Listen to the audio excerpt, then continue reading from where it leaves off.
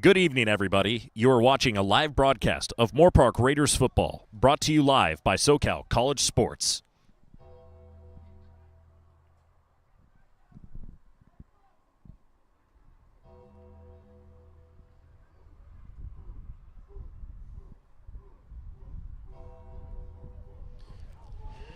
Hello, everybody, and a good evening to you wherever you are listening. I am Emery Johnson alongside Luke Lamont and Josh Nowakowski. I hope everybody's having a good time tonight. Tonight, the Eagles from Mount San Jacinto College have made the trip to Griffin Stadium to take on your Moorpark Raiders. Last week, the Raiders secured their first win against an Orange Coast team that kind of got beat up. Guys, let's talk about that game and a recap really quick. Well, starting with the score from the Orange Coast game, Moorpark ended up taking it 49-28, heavy passing attack. Croton over 300 passing yards, 4 touchdowns, and the defense stepped up big time, 7 total sacks. Moorpark dominated in all aspects, including a couple special teams scores, including a 64-yard punt return. Yeah, we will talk about that in a few minutes.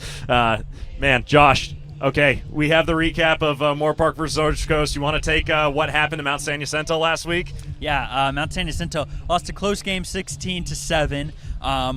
They just couldn't move the ball, didn't score until the fourth quarter. Also had 3 turnovers that game, gave up 418 total yards. But they were playing against a very good Citrus team. Yeah, I have to say, Mount San Jacinto doesn't look fantastic on the stat sheet, but guys, those are 2 really good teams. Mount San Antonio College, always a favorite and in the mix for best team in the state of California. Citrus College, big surprise this season. They already dispatched one team this year, and that was College of the Canyons. That's always a tough opponent. That's a team who's fighting for an identity as well this season. But let's talk about it. We talked about it briefly for a second. We were talking about the return for a touchdown. We have a couple players of the game from last week. You'll see them show up on screen here in a second. But, guys, let's talk about the players of the game for Moorpark last week. On the offensive end, you had Noah Cronquist, number 6, the wide receiver. He had a good start to the season in the first game against Palomar, but then against Orange Coast really took things over. 2 receiving touchdowns, 95 yards, and as we mentioned, the 64-yard punt return to top things off. All right, and on the defensive side? Yeah, on the defensive side, it was the Peyton Casillas show.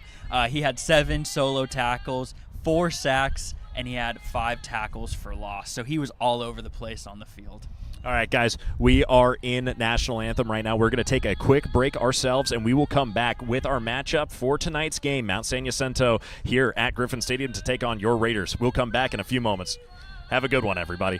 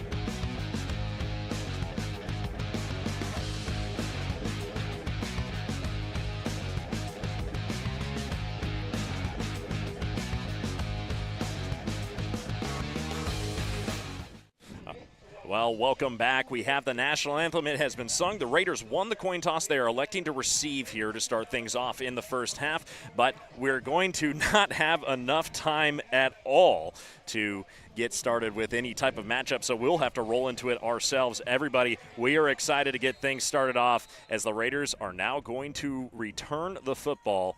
And my goodness, I'm excited for Moorpark Raiders football. It's Saturday night. It's cloudy. It's overcast. It's cold. Things are going to snap and sting.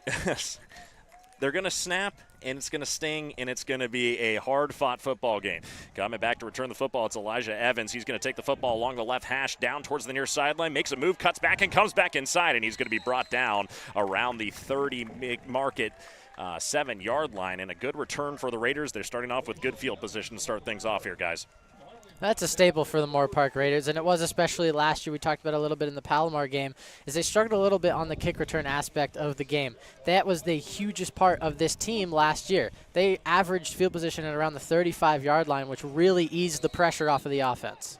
Well, out and under shotgun right now is McLeod Croughton. He had a good game last week on the season, and we have a flag to start things off. So the Raiders' offensive line going to back things up for the Raiders, and they're going to have the football all the way back at their own 31-yard line after the 5-yard penalty.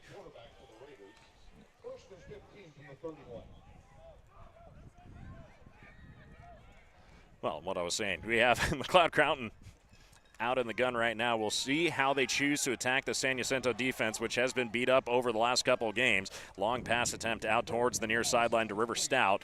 That's going to be falling incomplete. 2nd and 15 coming up. One of the keys that we were going to talk about during our pregame show was going to be this Eagles secondary going up against this pass attack of Moorpark College. Going to be a matchup all night. Going to see who comes out on top in that aspect. Yeah, you know what's interesting is targeted there on the near side was Karsten Memorial. He had 2 tackles for loss and no interceptions, but he did have 2 sacks as well in the prior game, and we have another flag out on the field. We'll see if it's a hold. I think it was one of the offensive linemen there on the near side. We'll see where the call is.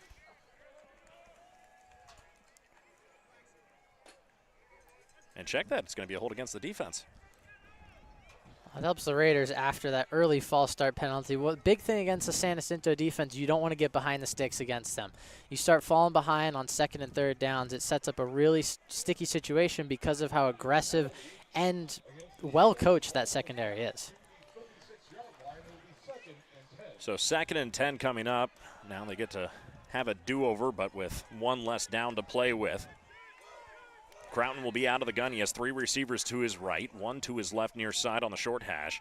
Running back to his right side as well, trying to check the coverage, see if they're shooting the blitz, and it looks like they have one of the linebackers or defensive backs trying to come in. It looks like number 23, Tyler Martin. He has no sacks but 2 tackles for loss already on this season, probably trying to make some sort of inside pressure against the running back. Shotgun snap handles. They're throwing here on 2nd down. Croughton trying to throw over the top, and he lands in no man's land, or the first pass attempt is into no man's land, should I say. And an incomplete pass, and 3rd and 10 coming up, and you'll see the big bodies come on for Mount San Jacinto.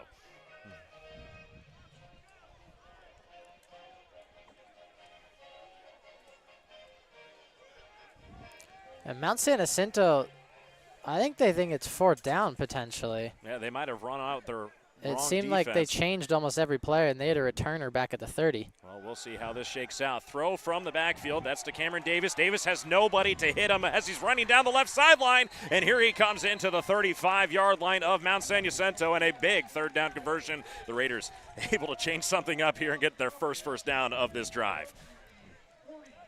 That's 14 minutes and 20 seconds left on the clock here in the first quarter, and they're going to move quickly here. As I think you were right, Luke, that was just a misalignment of defensive players out on the field. We'll see what the flag is for. Looked like it was Cameron Davis jumped early on that play. Well, you know, good play, bad mistake, whatever.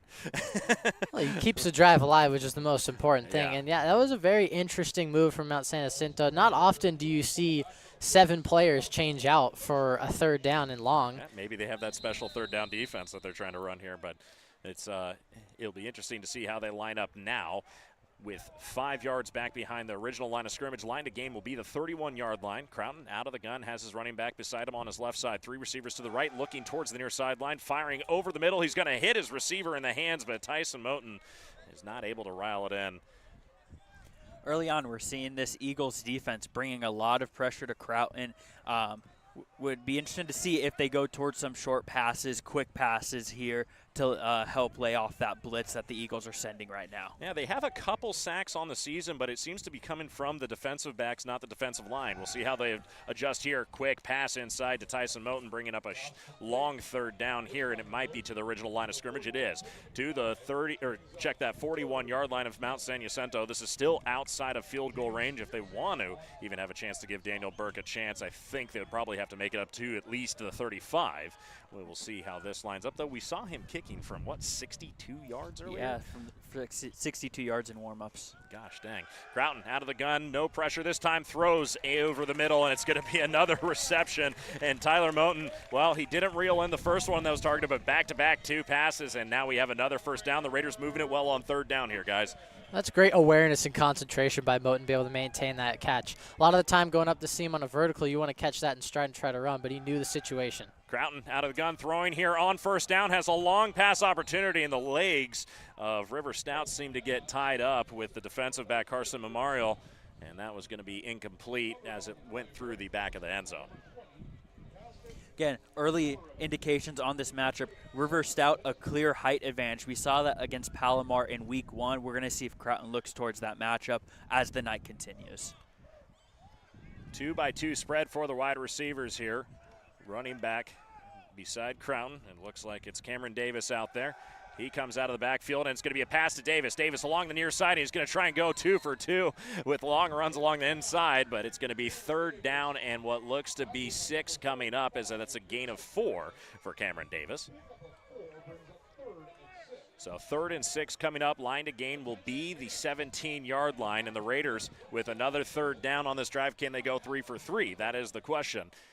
2 receivers to his left, 2 to his right, trying to get the defensive line to jump off sides. He almost did. Croughton throwing here on third down, and they have thrown the football every single time, and it's a nice pass over the middle. 2-player of the game last week, Noah Cronquist. And not surprising getting someone like Cronquist involved early. He is their go-to receiver. We've seen a few deep shots to Stout, but their main offense runs through number 6. So the Raiders making their trip well with inside the red zone for this first drive, and potentially points on the board here as we have a new checkout. Gabriel Landless is now on the field as running back, and a dropped snap, and he's under pressure immediately, but a pass over the middle, and can he turn and go into the end zone? Touchdown! Raiders, Tyson Moten into the end zone, and that pass over the middle, it's been successful all drive. My goodness, guys.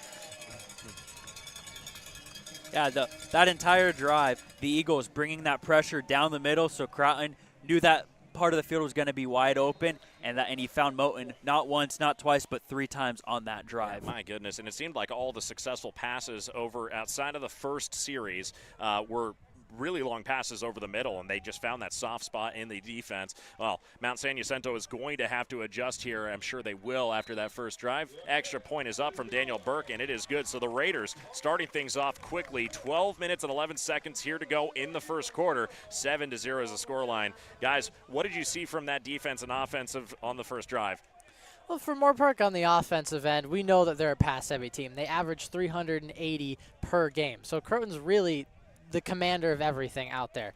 I was surprised to see all passes against the Mount San Jacinto defense that allows under 150 yards passing per game, and then Moorpark did a great job against them. They passed for 70 yards on that drive alone. They're already halfway there. Yeah, whether it was out of the backfield or over the middle of the field from your wide receivers, it seemed like they found a way to get it done.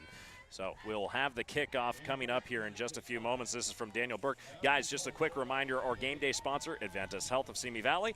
So make sure to check out their website for all types of health insurance and other things that you can get from Adventus Health. They're a big help in making this all happen.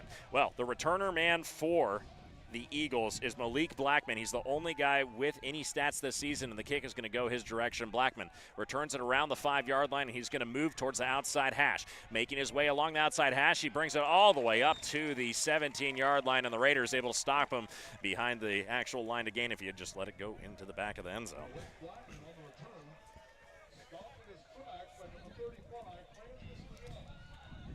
we will see the offense, which has been moved around quite a bit for Mount San Jacinto. They've had 3 different starting quarterbacks so far this season with stats on the line.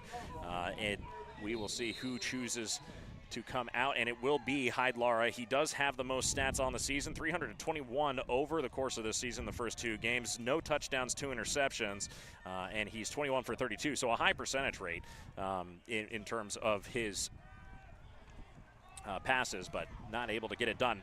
Pass quick outside to Malik Blackman, and Blackman able to work all the way up to the 32-yard line for a first down, and they're going to start quickly with their passing offense.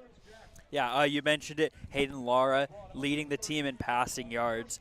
This team only scored 7 points in each of their first 2 games, so it's going to be interesting to see how this offense moves the ball. We did talk about earlier those tough opponents they did play those first 2 weeks, so take that 0-2 record with a grain of salt. Malik Blackman able to get his his first reception of the season. He was targeted 1 time, but he had no yards, no touchdowns or anything. And here he goes from the backfield again, rushing towards the outside, and he's going to have a hole in front of him and a lot of room to run all the way into the Raiders side of the field, and he will be marked out of bounds around the 48-yard line of the Raiders. So 2 long passes, and hey, Laura doing a good job of moving the football here in this first drive.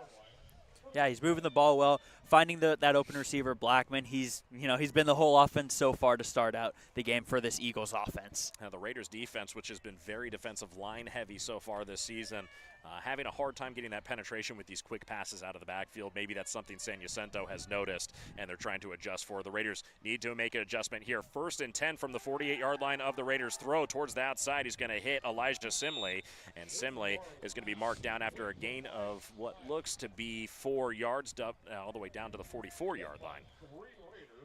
Yeah, these quick passes, that Raiders defensive line, they don't have a lot of time to get pressure to the quarterback. These quick passes are going to be in favor of the Eagles until this Raiders defense can make an adjustment. And we will see if they choose to start their running game. I only have 1 running back with any type of stats, and that's going to be Matthew Caldera, who is not on the field. I'm looking for 20. I do see a 22 on the field. So Matthew Caldera, he has 18 rush attempts for 63 yards total. That's what the Raiders are going to have to do. They're going to have to move extra guys out into coverage, and we'll see if they choose to do that. Still 4-man front for the Raiders. We'll see if they drop anybody back into coverage. Rolling outside or near side is Hayden Lara. Lara throwing long, and he's going to be able to find his receiver, Grant Givens, who has a nice reception all the way up to the Raiders' 22-yard line. And that was a great formation call by Mount San Jacinto, having the split backs on either side of the quarterback, and they kept them in solely for protection. Did not run any routes with them. They just let them roll to the right and make a deep pass downfield.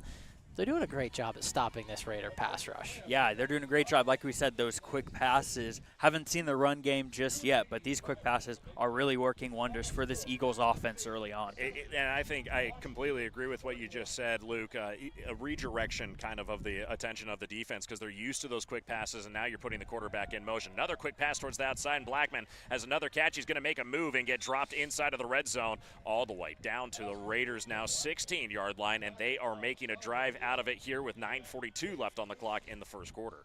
Yeah, we got Malik Blackman, came into the game, only 1 reception on the year. For 3 catches, no yards. Yeah, 3 catches on this drive already for Blackman. Well, this has been quite the drive so far. Maybe they can convert it into points, and I don't think they have scored in the first quarter so far this season. So this is new territory for the Eagles so far. And again, I think I should have prefaced it more times, but I will again. They have played against 2 of the best teams in the state of California. Long pass towards the far sideline, and that's going to be way out of bounds. No, incomplete. So the first actual play that went for no yards on this drive, guys. They've looked really smooth. Compared to Moorpark, had a few penalties in the beginning, and that short pass to Davis that really didn't go anywhere. But Mount San Jacinto is like a well-oiled machine thus far on offense. And when you can start a game that hot, it boosts your offense's confidence through the roof. And your coordinator opens up the playbook a little bit more. Exactly. I wonder if this is really maybe you guys might be able to watch this as the game goes on. I wonder if this is just a mismatch, not a mismatch, but just a a coordination on the defense part that they just really need to make an adjustment here, because it looks like they've been freely able to move the football. Coming out of the backfield is Lauren. He's going to be hit back behind the line of scrimmage, and that third down is not converted. So 9:02 on the clock, and here comes the fourth down, and they haven't kicked a field goal. I want to emphasize something. We've seen kickers out on the field for the Eagles, and they'll have their kicking unit come out on the field. I hope I have the right guy listed as the kicker. I'm looking at an 84, and that's Connor Meltzer, their punter, who's going to be taking the kick for the field goal attempt here, all the way back at, well, call it the 24-yard line. So a 34-yard attempt coming up for the Eagles. Oh, check that. No, it is Mason Krause. So Mason Krause with his first attempt on the season. This kick is up, and it's going to be good. So 3 points on the board for Mount San Jacinto. They turned it into positive yards, but that was the first negative play that they had all drive, and that was a good moment for the defensive line of Moorpark College. Yeah, very interesting that on third down, the Eagles decided to go with a run play quarterback draw when they only averaged 34 rushing yards per game so far in their first 2 games this year. You have a third and about, look like 6-7 yards to go, and you decided to run the ball. Very interesting play call, but the Eagles were on the board in the first quarter, so unseen territory for them this year. Well, that's a big note for the Moorpark defense. You know, when you're out there for a really long drive and every single play they're just marching down the field on you, it's a huge sigh of relief and a lot of pressure and weight off your shoulders when you realize you just held them to 3 on a drive where it easily could have been 7. For sure. I completely agree. And, you know, there's the term bend, don't break, and that's what Moorpark just did on that drive. Connor Meltzer out to kick for the Eagles. Out deep for the Raiders is Noah Cronquist and Elijah Evans. And maybe an opportunity to see a return for a touchdown, guys? I don't know. Anything is possible. This kick to the 10-yard line. Evans going to bring it back. He's coming along the inside hash, and he's going to make it up to the 25 and get hit hard as he got up to the 29-yard line, and that's where the Raiders will start their next drive. 8:25 left to go here in the first quarter.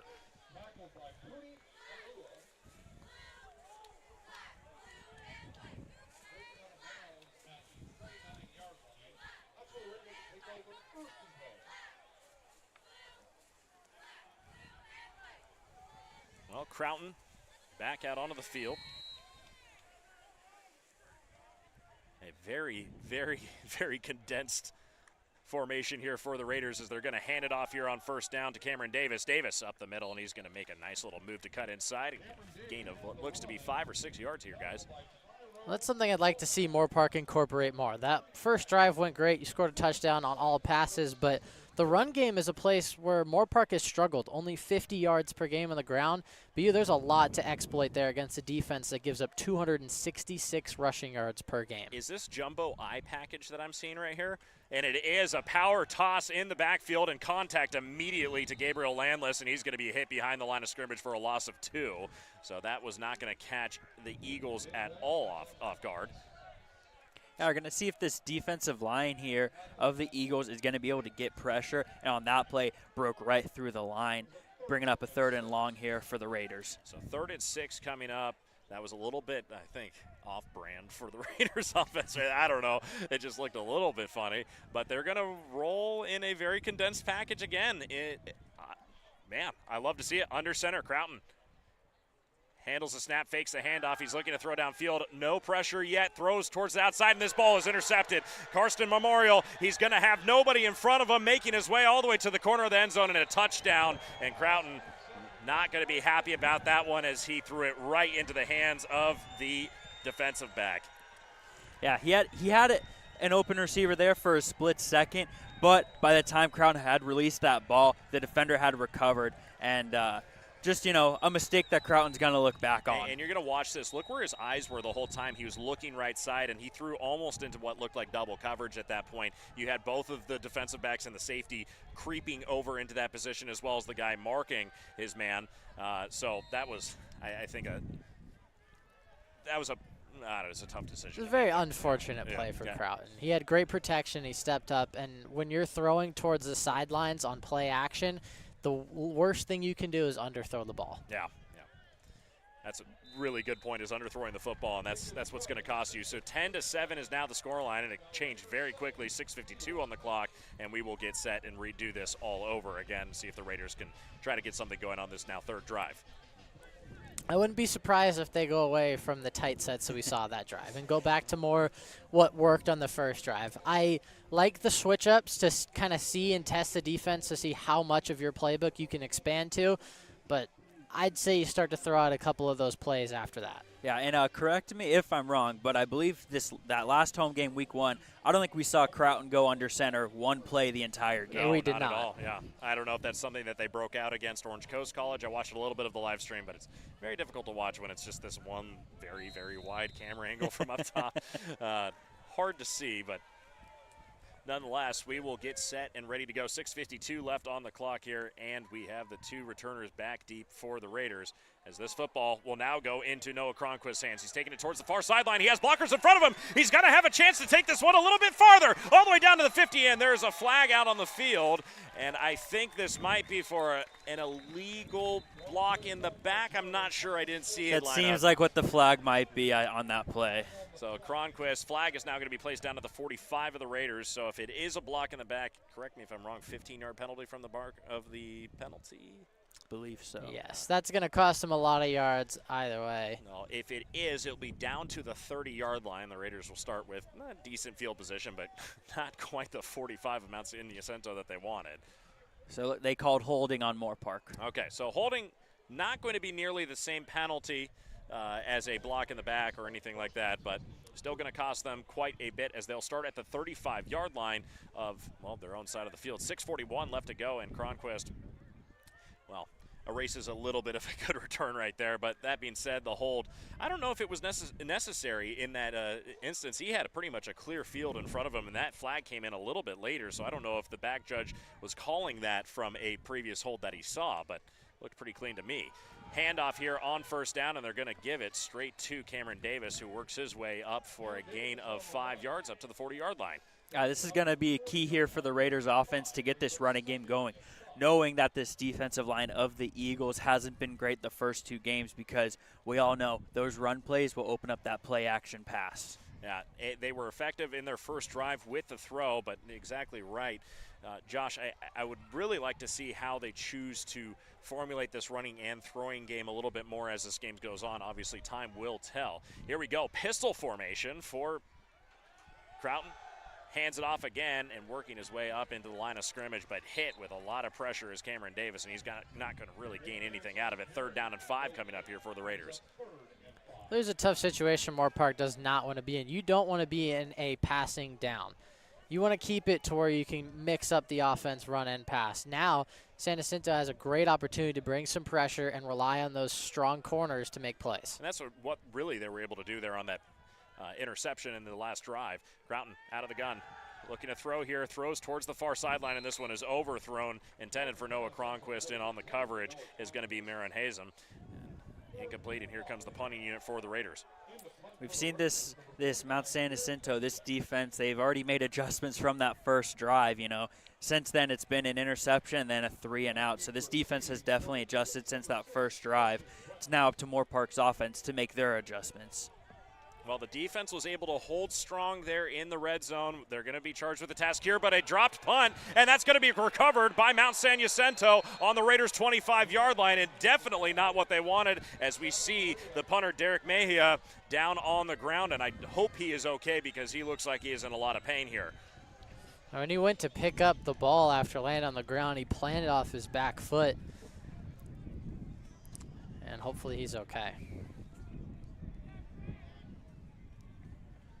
He is going to go down onto the ground, so that means we're going to take a break ourselves. Ladies and gentlemen, you're watching Raider football. 5 minutes and 24 seconds left to go on the clock here in the first quarter. The score is 10-7. The Eagles lead it. We'll take a break ourselves.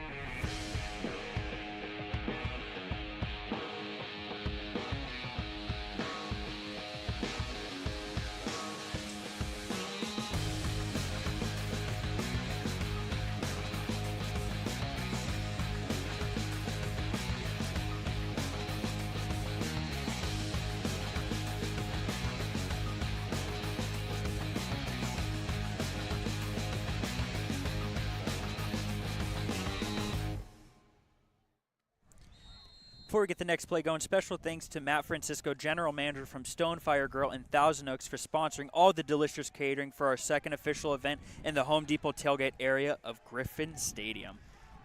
Well, a move is made, and I think it was Blackman with the football as he's able to push forward, and some pushing and shoving in the pile here. 5:09 left to go in the first quarter, and I have to say, I think Mejia was limping off the field, so we hope he is doing all right.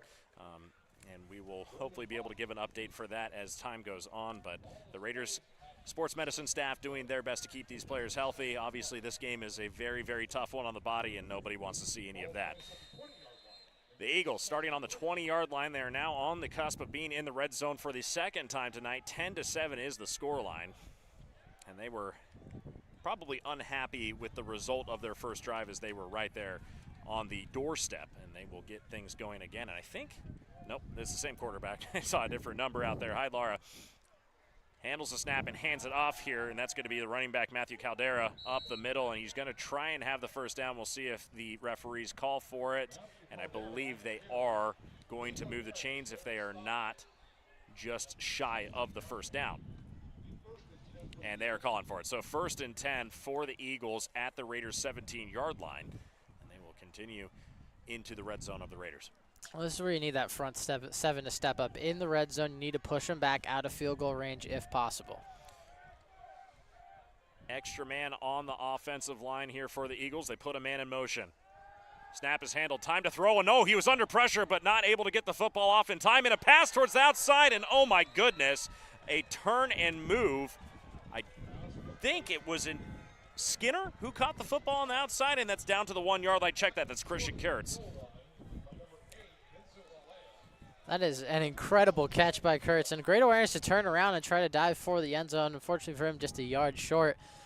Now this is an interesting situation where you're not a strong run team, but I think you're at the 2 yard line. You could definitely mix something up to try to get through this Raiders front seven. Yeah, definitely. And Hayden Laura has ran the ball quite a few times this season, so I wouldn't be surprised if it gets to the point we might see quarterback sneak.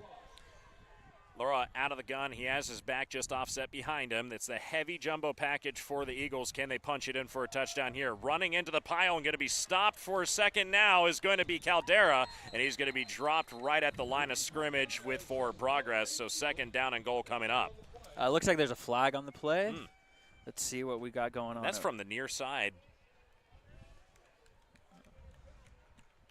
And so a 5-yard penalty is going to back him up a little bit. It does open up the playbook here, but that's definitely what we wanted to talk about. The Raiders getting him off the doorstep now and with a little bit more breathing room.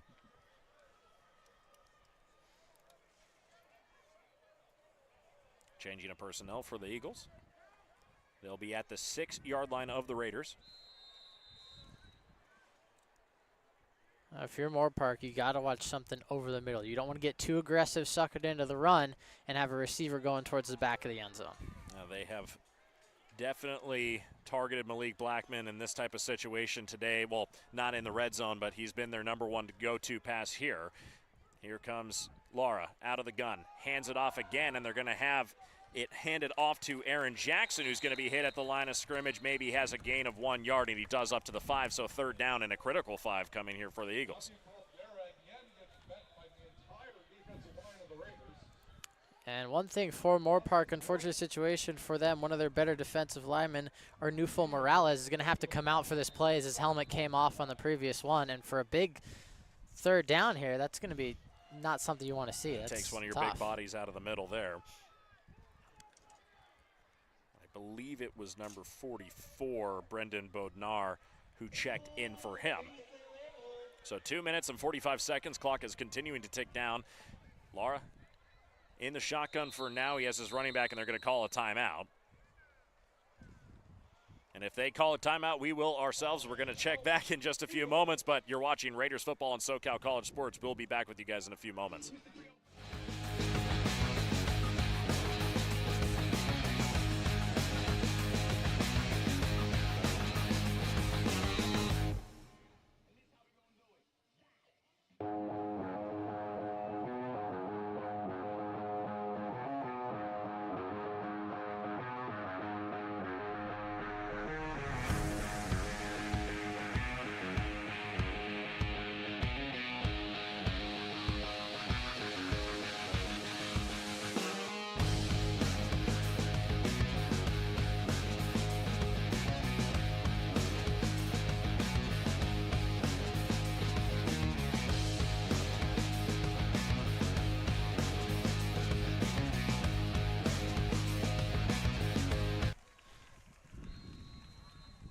are back after the timeout. Lara out of the gun, handles the low snap, hands it off again, and he's over. No, he's going to choose to keep it himself, and he's going to be stopped shy at the 3-yard line. So the third down, does it say second down? That's right, there was the penalty. That's right. So a 3rd down and 3 coming up from the 3-yard line. Yeah, that's the key there. Lara can use his legs. Coming into the game, he had 21 rush attempts in those first 2 games. So when Lara sees the pressure, he doesn't mind taking off and using his feet. So there's something for that Raiders defense to look for on this 3rd down and 3. A 3rd down and big 3 coming up here. The Raiders defense very successful on the first time that they had their backs against the wall. We'll see what they can do here. 3 receivers out to the right for Lara. Lara in the gun. They have the heavy offensive line to the left side, and it's going to be a quarterback keeper. Lara stands into the defensive line, and he's going to be tackled very short of the end zone at about the 2-yard line, so only a gain of 1 yard. Now this will be interesting. Lara's helmet came off. Well, looks like they're setting out the field goal unit. If they chose to go for it, they would have had to take Lara out of the game for a play. Yeah, so it will make it a 2-score. Well, they have to, if they're kicking a field goal for the Raiders, they would have to kick 2 in order to tie it up. So still technically a 1-score game, but 13-7 doesn't hurt nearly as bad as 17-7, as we could see the field goal up, and it is good. Hard from this angle. I thought that was no good as well, Josh. It looked a little bit wide to the right from my angle, but I'm sure the officials have a better angle than I do over here. Those low kicks are sometimes pretty hard to read. So the Raiders special team unit back out onto the field. The returners, Noah Cronquist and Elijah Evans, 2 really good returns already, a couple really good returns in this game. But, man, the offense has stopped after that first drive. We're going to have to hopefully see something change here. Josh, Luke, what do you guys want to see for the offense here in this drive? I want to see him get Noah Cronquist involved. We've called his name 1 time on the offensive end for 1 reception.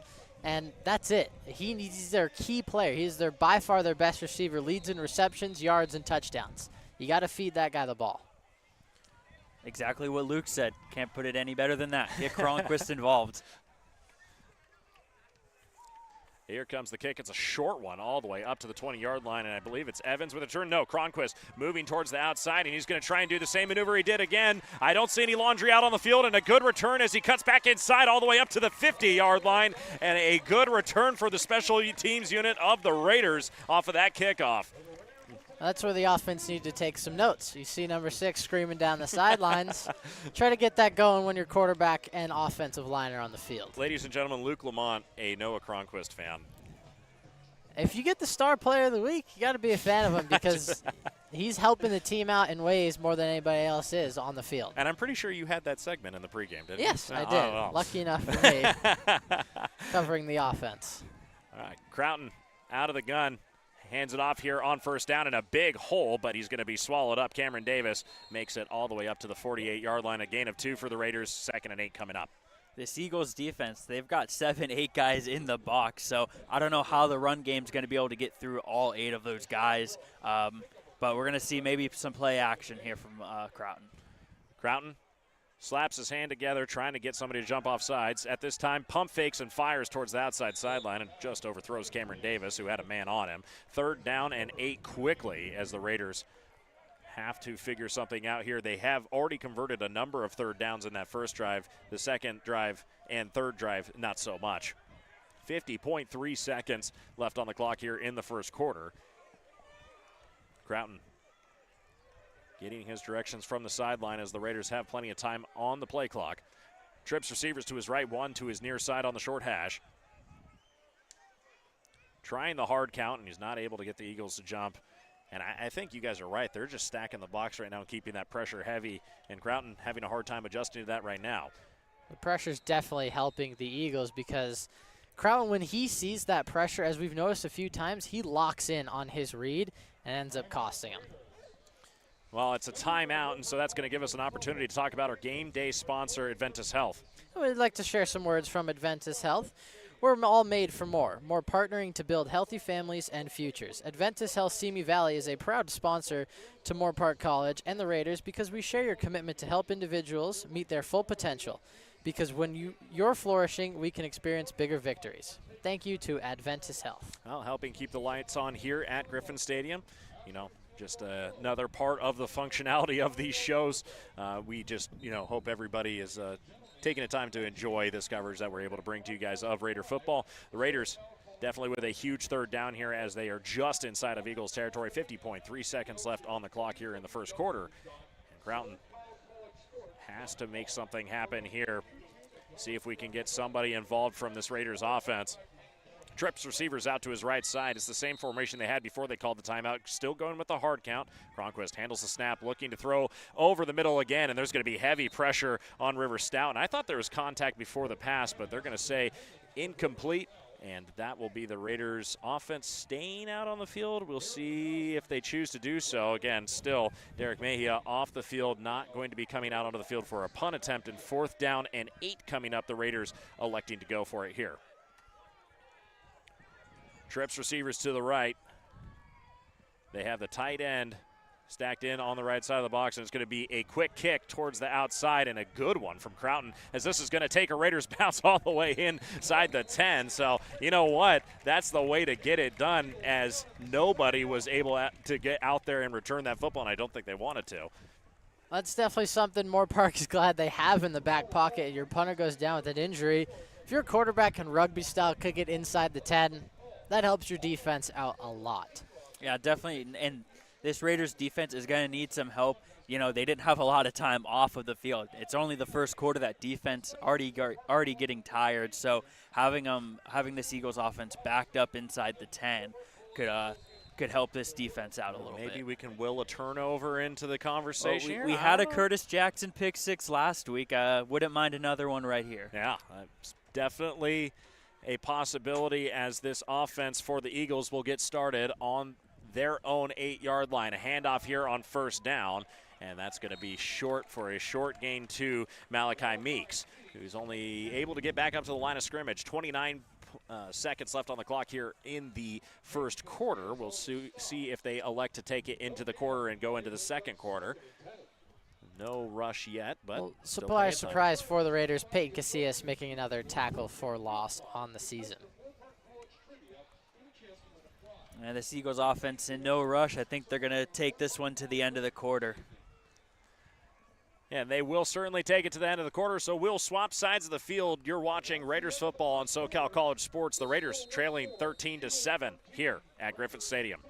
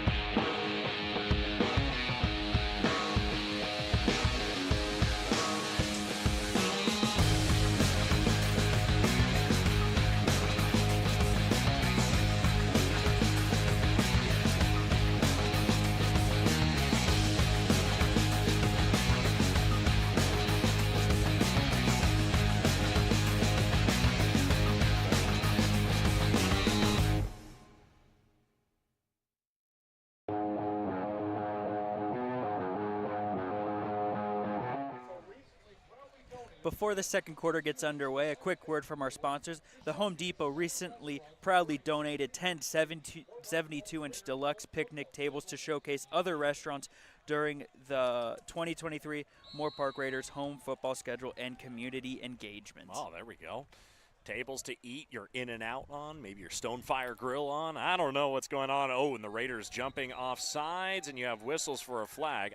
Did he touch the offensive lineman? So potentially a false start penalty. That's what's going to happen. That's what I thought. I was like, I didn't see anybody touch anybody. So defensively, we're going to start out really well here in the second quarter. It's a perfect situation for this defense to gain some momentum after giving up field goals and a touchdown so far in this game. Yeah, well, the touchdown wasn't on the defense. Touchdown was not on the defense, right? But 2 long drives, let's say, that ended in 3. Well, second down and long coming up. That's going to back them all the way up to their own 4-yard line as they'll go half the distance to the goal line. Handoff here on the inside and making a move and bouncing back inside, is able to get a couple yards back maybe to the original line of scrimmage. So the Eagles will have third and long coming up. It'll be 3rd and 10. Yeah, this drive definitely favoring that Raiders defense, forcing the Eagles to run the ball. Like we said, only 34 rushing yards averaging a game. So that was something that's favoring them. It's going to be 3rd down and long. Let's get this Raiders defense off the field. Malik Blackman, the ball carrier on the last handoff here, as we'll see a couple members of the offense change out for the Eagles. They have 10 yards to go. This is a big 3rd down for the Raiders defense. They need to get off the field. They need to sit down for a second, I think, and catch a breath here to start off this second half, or the second quarter. Out of the gun now. Lara handles the snap, looking to throw here on 3rd down. Here comes the pressure, and he gets demolished, and this pass is just long. And, oh, gosh, a late flag. And I'm going to guess this is a roughing the passer coming up here for the Raiders defense. It seemed pretty close to timing. It may have been some contact with the helmet. That's a back-breaking penalty for Moorpark if that's what this indeed is. Yeah, I can't imagine it's going to be anything else. Watch this. Goodness gracious. Yeah, roughing the passer. Oh, man. And he had Givens open down the middle of the field for the touchdown, but just out of reach. Obviously, when you get hit that hard, can't blame the quarterback. I think he just kind of released the football and was bracing for the hit before it happened. Certainly got hit hard. So a 1st down coming up. This will be from the Raiders, or check that, the Eagles' 23-yard line. And they'll have much better field position now with 14:05 left to go here in the first half.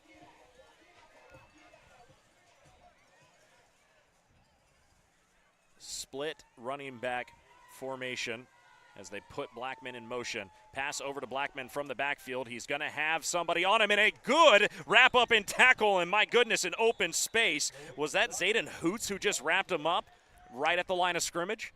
I believe so. That was an amazing sprint out to get out there. I believe there's going to be holding on the offense here. Oh, well, okay, we'll take the penalty, but gosh, that erases an unbelievable stat line for Zayden Hoots. He has 3 tackles thus far in the season, and my gosh, that was an incredible tackle in spaces. He had a guy locked up in a block there, and he just turned around and wrapped up the ball carrier, Malik Blackman. So yeah. 1st and long coming up, but gosh. And Blackman, a tough guy to bring down. He's their kick returner. That was his 4th catch of the game. And, yeah, that was a great open space tackle. I believe he was the one getting held as well on the play. And then so turns around that and tackles is him while he's being held. a fantastic play from your outside linebacker. Yeah, I loved every second watching that. That's a great defensive play for the Raiders. 1st and 20 coming up for the Eagles, throwing here on 1st down, and a pass over the top, caught and brought down from Grant Givens.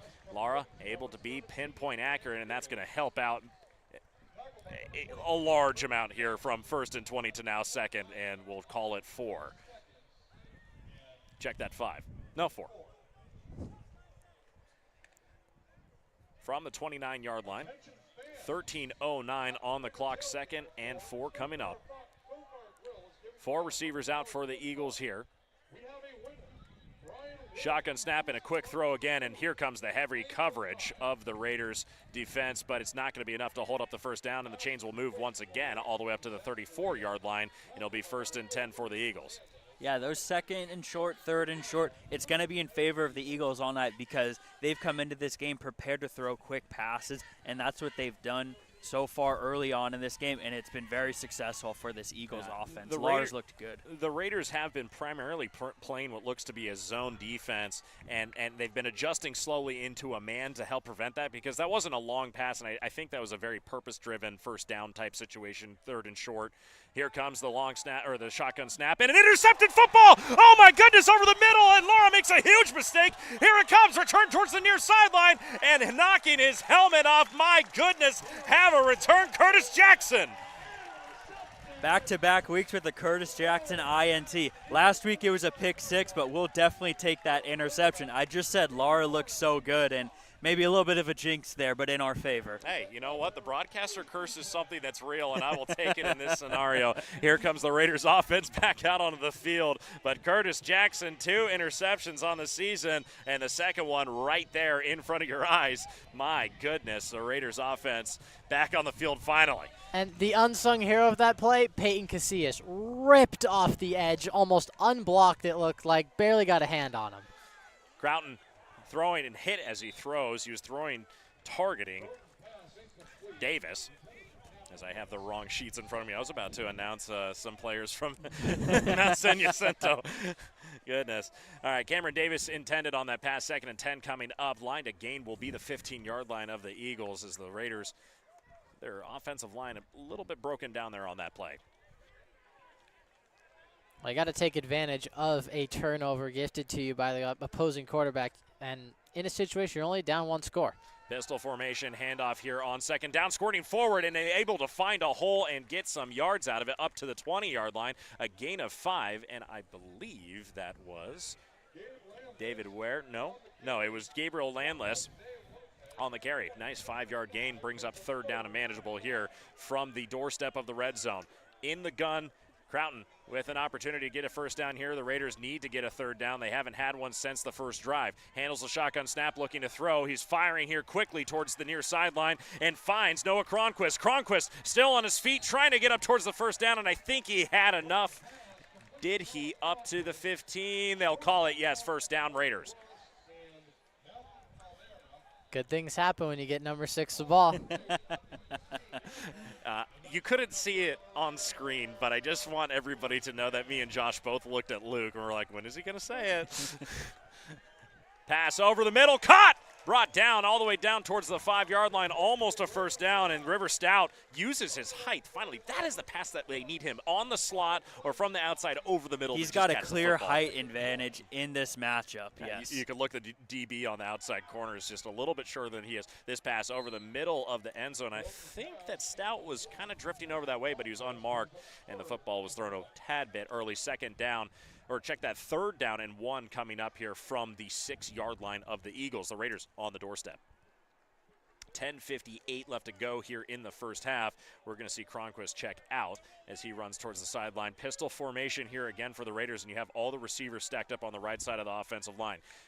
Croughton trying to get the defense to jump off sides, and they do it. Those hard counts are working. Yeah, this is something that's definitely been in his favor as the season has gone on. Turns around and tries to hand it off, and jumping forward, he'll have enough?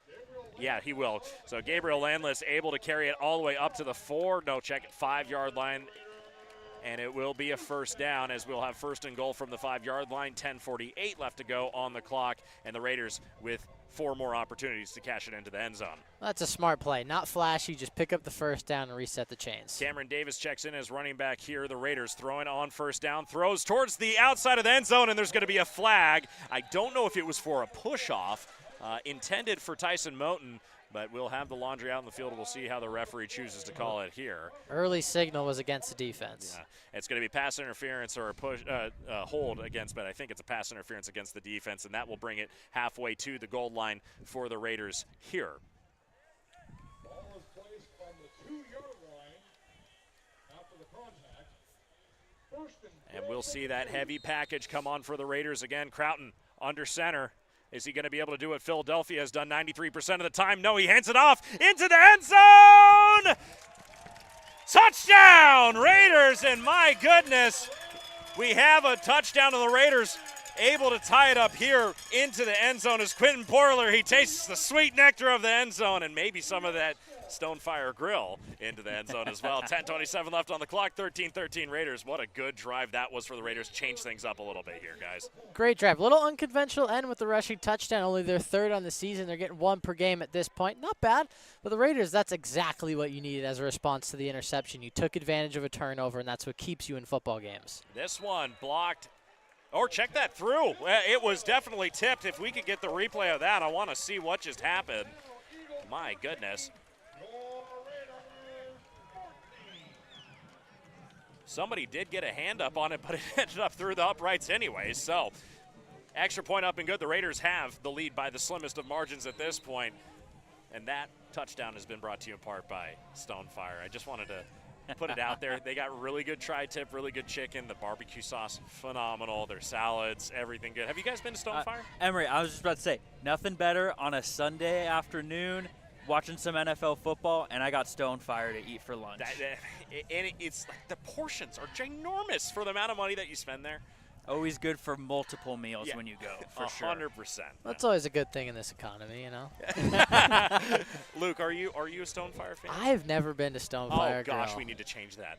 Maybe that's what we'll have. We've been having these meetings as commentators where we sit down and we talk and we have a good time. We poke fun with each other. We watch football. We watch Josh get upset as the Vikings lose. Don't want to talk about this season. A weekly tradition A of weekly the Vikings tradition losing. so far. Okay, I'm sorry. It's okay. It's okay. It's okay. It's about next season for us. It's about next season for us. Only 2 Rebuilding. weeks in. Oh, no. It's okay. I'm a Chiefs fan. I've endured the pain already. So far in week 1. Enough about NFL football. I am so sorry, guys. Yeah, the Eagles will choose to take a kneel down in the end zone, and they will start with the football at the 20-yard line. Eagles offense, a little bit stutter and a fail last drive. The Raiders defense really big with that interception. And, guys, what's the adjustment here for the Eagles? Yeah, it's going back to those short passes. I know we've said it multiple times. We're going to keep saying it throughout the broadcast. But, yeah, it's going to be those short, quick passes. We saw in the interception, he tried to throw the ball downfield, got picked off by Curtis Jackson. So it's going to be those short passes for this Eagles offense. And I think I saw the safeties were on spy pretty much the whole time of that, and they watched it in. I mean, as much as I definitely want to say Curtis Jackson, that was a phenomenal, the brainchild of it. He was put in the right position, and he was doing the right assignment. I mean, excellent job by Curtis Jackson on that.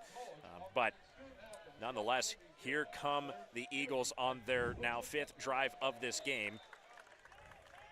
Check that 4th drive of the game, and this will be a pass right back to the line of scrimmage. And I think it was 85 David Valenzuela who just made his first catch of the season. Catch of the year. First catch of the year for gain of 1. There we go. Oh, gain of 1. Oh. Very efficient. 1 pass, 1 catch, 1 yard. In the baseball industry, we called that one's guns. 1 strike, 1 ball, 1 out. 9:50 left on the clock here in the first half. Man in motion from the backfield, and it's going to be a pass with a screen, and he is currently unmarked as he comes down to the near sideline, and there's a lot of room to run as he's going to be knocked out of bounds.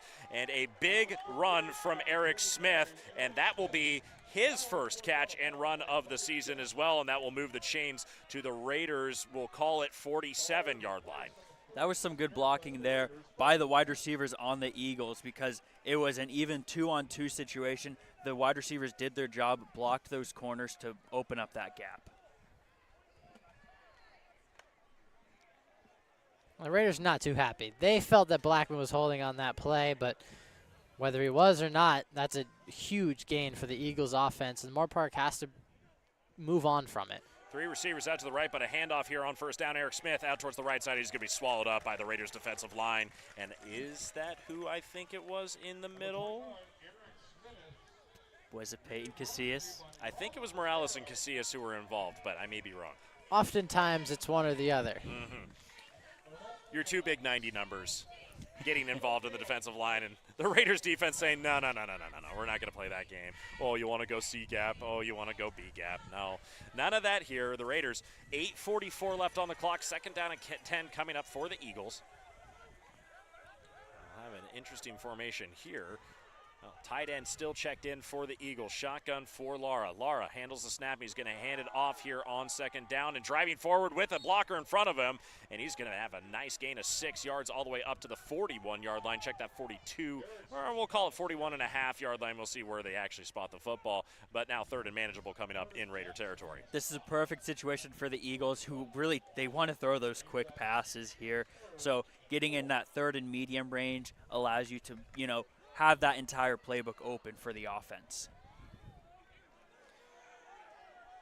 We've seen the short passes. Long passes a little bit tough so far in this game for the Eagles. Low snap for Lara. Lara throws out towards the far side, and he's going to be finding a receiver, but he's going to be dropped, and I think it was Eric Smith who was not able to get back to the first down marker and maybe just the line of scrimmage. No, they'll have it up to the 40, and here comes a 4th down for the Eagles. They'll keep their offense out on the field. Maybe they're looking to go for that short pass again or get a penalty here. 7:36 on the clock.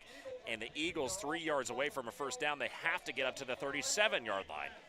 That Raider defensive line, if they're expecting that quick pass, you need to make sure you get your hands up if you're not able to get to the quarterback in time. Help out your DBs, confuse the receivers, maybe even bat something down. So 4th down, a big one here from the 40-yard line of the Raiders. If this turns over, this is great starting field position. Quarterback keeper up the middle, and Lara's going to have it. He gets a gain of what looks to be 5 all the way down to the 35-yard line. 1st and 10 here for the Eagles. Lara, we've seen not afraid to run. That's about the 3rd or 4th time we've seen him take off so far in this game, and not on a big 4th down. Good run there from the quarterback. Blackman will check out, and it looks like the Eagles will have different offensive personnel out for a little bit here. They break the circle, and they'll start at the 35-yard line, trying to make it up to the 25 of the Raiders. Certainly a little bit of a different offense that we've seen here, getting hit and tripped up, but he's able to make it all the way up to the 29-yard line, and I believe that was Meeks with the carry. And we have a man down for the Eagles. And it looks like offensive lineman Diego Teo.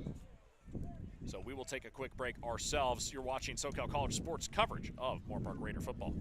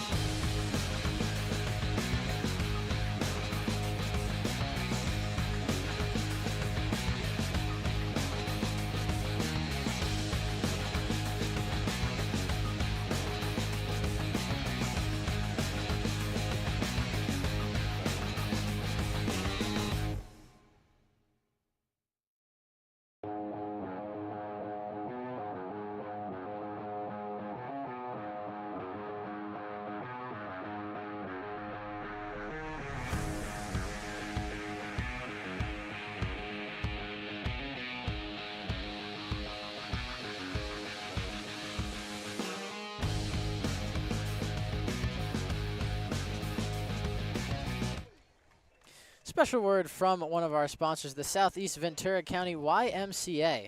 The Y is and always will be dedicated to building healthy, confident, connected, and secure children, adults, families, and communities. Every day our impact is felt when an individual makes a healthy choice, when a mentor inspires a child, and when a community comes together for the common good. We offer programs for all ages. We are your one-stop shop for family fitness. Stop by our booth to learn more. Okay, YMCA, always a great organization for everybody. Everybody from youth to my grandmother, who has worked out there for years and years and years.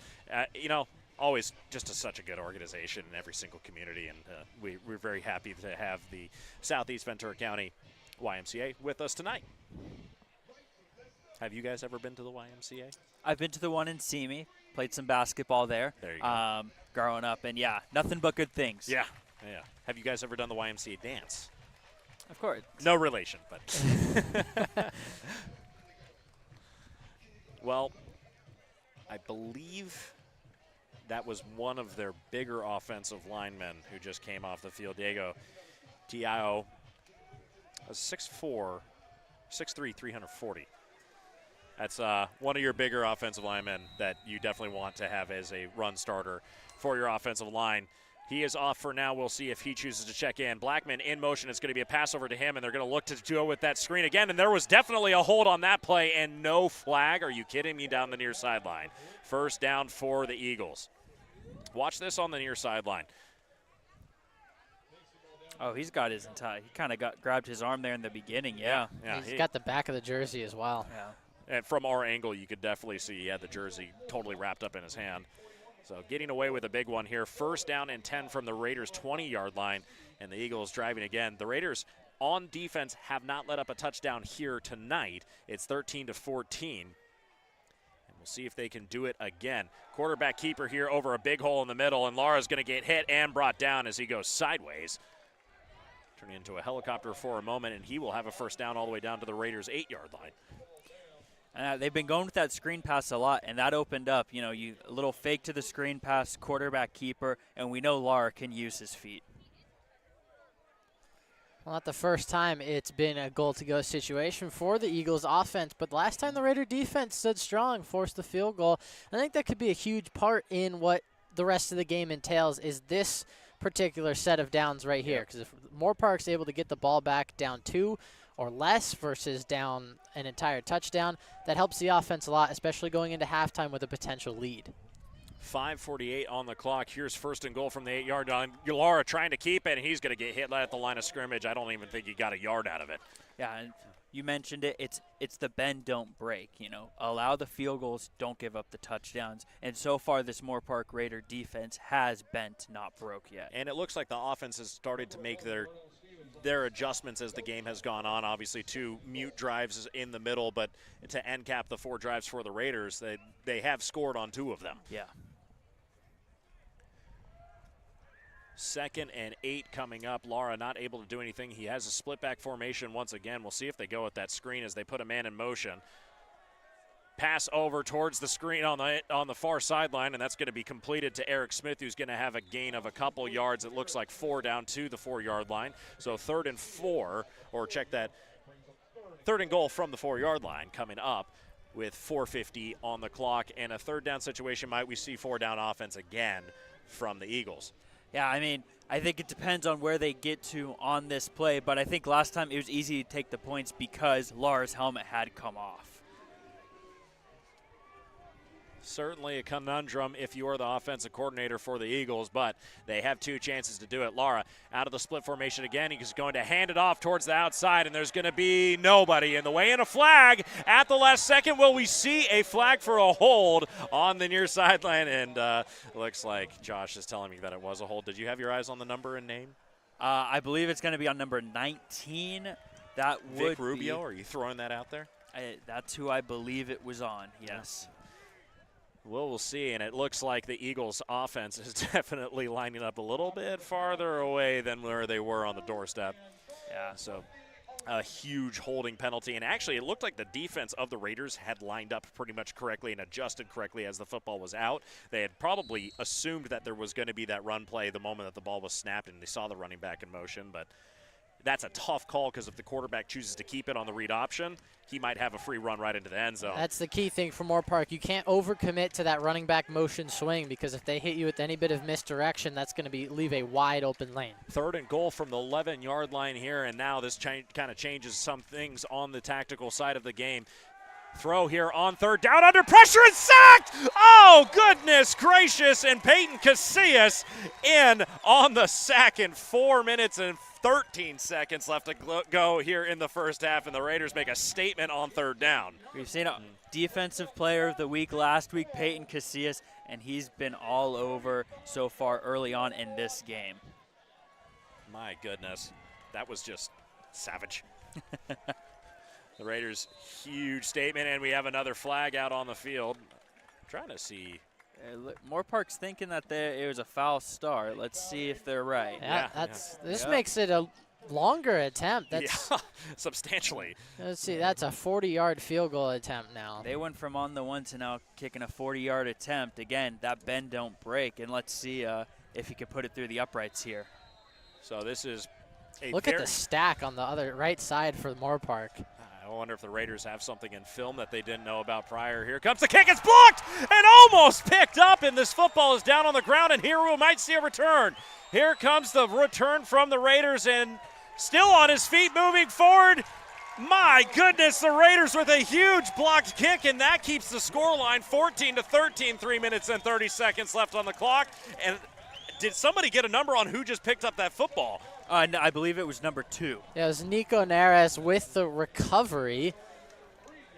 The block came off the right side. I think the block was number 44. Yep. That was Brendan Bodner with the block. Brendan Bodner with the block. Well, that was What a turn of events there, and just a couple of plays. well, and it's interesting because that hold had been occurring pretty much all of that drive for the Eagles, and we will have Croughton in the gun, throwing deep down the right sideline, and that was intended for Noah Cronquist. And I think Luke just passed out. Oh, I mean, that's one of those unfortunate situations. You have your matchup, you finally get it, you take a shot. And we saw it against the Palomar game, too. There was a play where River Stout was open on the same sidelines on a go route and just out of reach for the receiver. I am still having nightmares about that play, actually, to this day. So thank you for reminding me. But, no, I mean, that's a good move by the offense. They just got to make that reception there. Pistol formation for Croughton. They have a man in motion moving towards the near sideline. That's Tyson Moten. 3 receivers to the right side. Moten in the slot position, stacked on the right side of the line. They'll have 1 receiver stacked out wide, and a handoff here on second down, as it looks like Davis is going to be hit past the line of scrimmage, and he's going to be strip fumble into the end zone, and a touchdown for San Jacinto, and that is not what the Raiders wanted to do there. That is a big miscue on the Raiders offense. 3 minutes and 15 seconds left to go. We'll certainly take another look at this one. Yeah, and that was Quentin Evans on the recovery and the strip, it looked like. Yeah, he just came up with the football. And we didn't really get to it in the pregame show, but these DBs on this Eagles defense, they love getting involved in the tackle game. They love getting involved in the sack game. And right there, Quinn Evans making a great play on Cameron Davis. Well, that's just kind of how football works. Yeah, you overthrow a touchdown, next play, fumble for 6. It's Is this the just one equivalent? of those things. Is this the equivalent of if a hitter hits a foul ball that's a home run, but it's foul? The next pitch they usually strike out or like ground out to the shortstop. It's one of those things, yeah.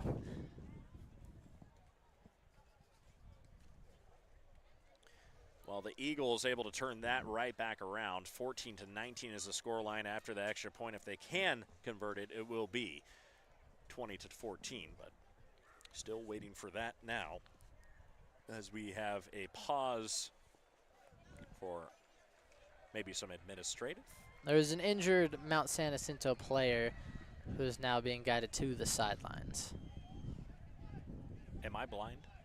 Up near the 10-yard line on their sideline. I see him. He was Okay. out of bounds. Yep, He was okay. out of bounds. I'm just trying to sort that one out.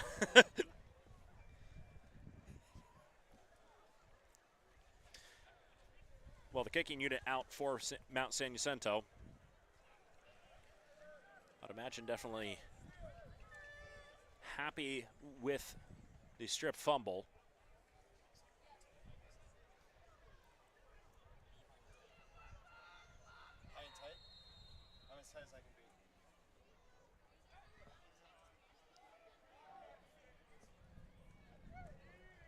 And here comes the extra point. It is up and good. So 20-14, not the way that the Raiders wanted to go into the half, but they will have an opportunity to score here with their 3-minute offense out on the field. I think this is the most important drive of the game to this point for the Raiders, because you go down into half after a play like that where all your momentum is with you, right behind your offense, winning the sales, blocked field goal attempt, and then fumble for 6.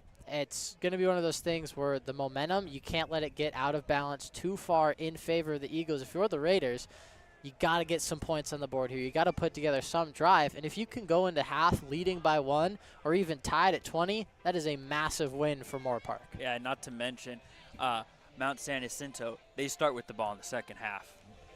Yeah, this is really important that they put an exclamation point on the end of the half, get their defense some energy coming into the second half, make a stop, and then you have a brand new ball game at that point. Well, the Raiders chasing 7 points here. They need to convert it into something and also take some time off the clock to hopefully prevent that San Jacinto offense from scoring again before the half, if that is the case. But I have some faith. Offense could do some things. I don't totally blame Cameron Davis. He's been really good so far this season. That's just a tough situation. 3 minutes and 10 seconds, and we will get kicked off here in just a second. And here comes the kick. This one out towards the far sideline, making the return. Cronquist makes a move inside, and he's going to be cutting towards the near sideline. He has a blocker, and he's going to be able to make a move again and makes a huge hit. My goodness, Cronquist jumping up and dancing around after that one. Just lowers the shoulder and flattens the man. He's gone to the same move on every kick return, catches it from on one side of the field, goes to the exact opposite side, and it's worked all 3 times where they have gotten the ball, you know, around this 40-yard line or around midfield. And if I can get my hands on the halftime stats, I want to see what the return stats are for the Raiders special teams unit, because it's impressive. I promise that. Croughton out of the gun, looking to throw here on first down. Fires over the middle. He has Cronquist all the way down the middle of the field into the end zone. Touchdown! Raiders! Noah Cronquist have an unbelievable back-to-back plays, and the Raiders tie it up in just as many plays. 2 minutes and 51 seconds on the clock. Break this down for me, guys. Well, that time, Croughton right on the mark for his #1 guy, Cronquist. And amazing. Look at the speed on it. He just pulls away from the defenders. There was nothing Tyler Martin was going to be able to do about that. And he needs to continue to get involved in this game. And finally, they get the big play that they've been looking for all night with him. Yeah, so 2 minutes and 51 seconds. Both teams with 2 timeouts remaining here in this first half. Extra point is up and good. So the Raiders take the slim lead again. It's now 21-20, and the Eagles offense will come back out onto the field. Yeah, I mean, what a great drive there. 1 play, 60-yard touchdown. That's back-to-back weeks now with Croughton having a touchdown 60 yards or more. Well, add that to the stat book. That's really good stat, actually, to just have out of the pocket. I like that. I came prepared. You know, like I said, we have these meetings in the middle of the week. I buy dinner for the guys. They come up with magical stats that I wouldn't have thought of bringing up. I love it, guys. So Eric Smith and Malik Blackman out back to return the football.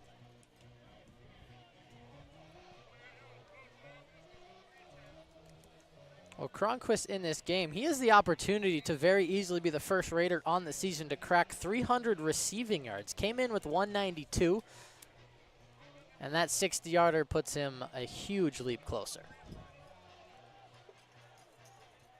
Here comes the kick.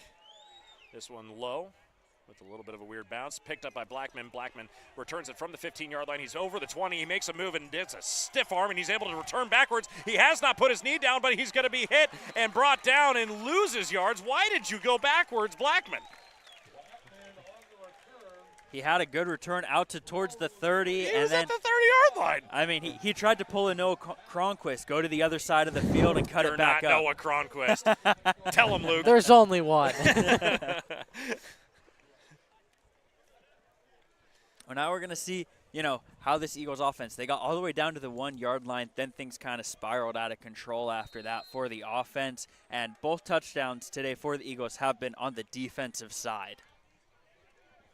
Well, the Eagles, fresh off of a Super Bowl loss. Oh, I'm sorry, wrong league. Here comes Laura out of the gun, firing with that quick pass again, making a move, and nice move on the inside, and I believe that was Vic Rubio with the reception. Almost up to the first down. We'll see if they call it. Check that. That's Koa Al-Apana with the first down. 10-yard reception, and they'll move the football up to the 27-yard line.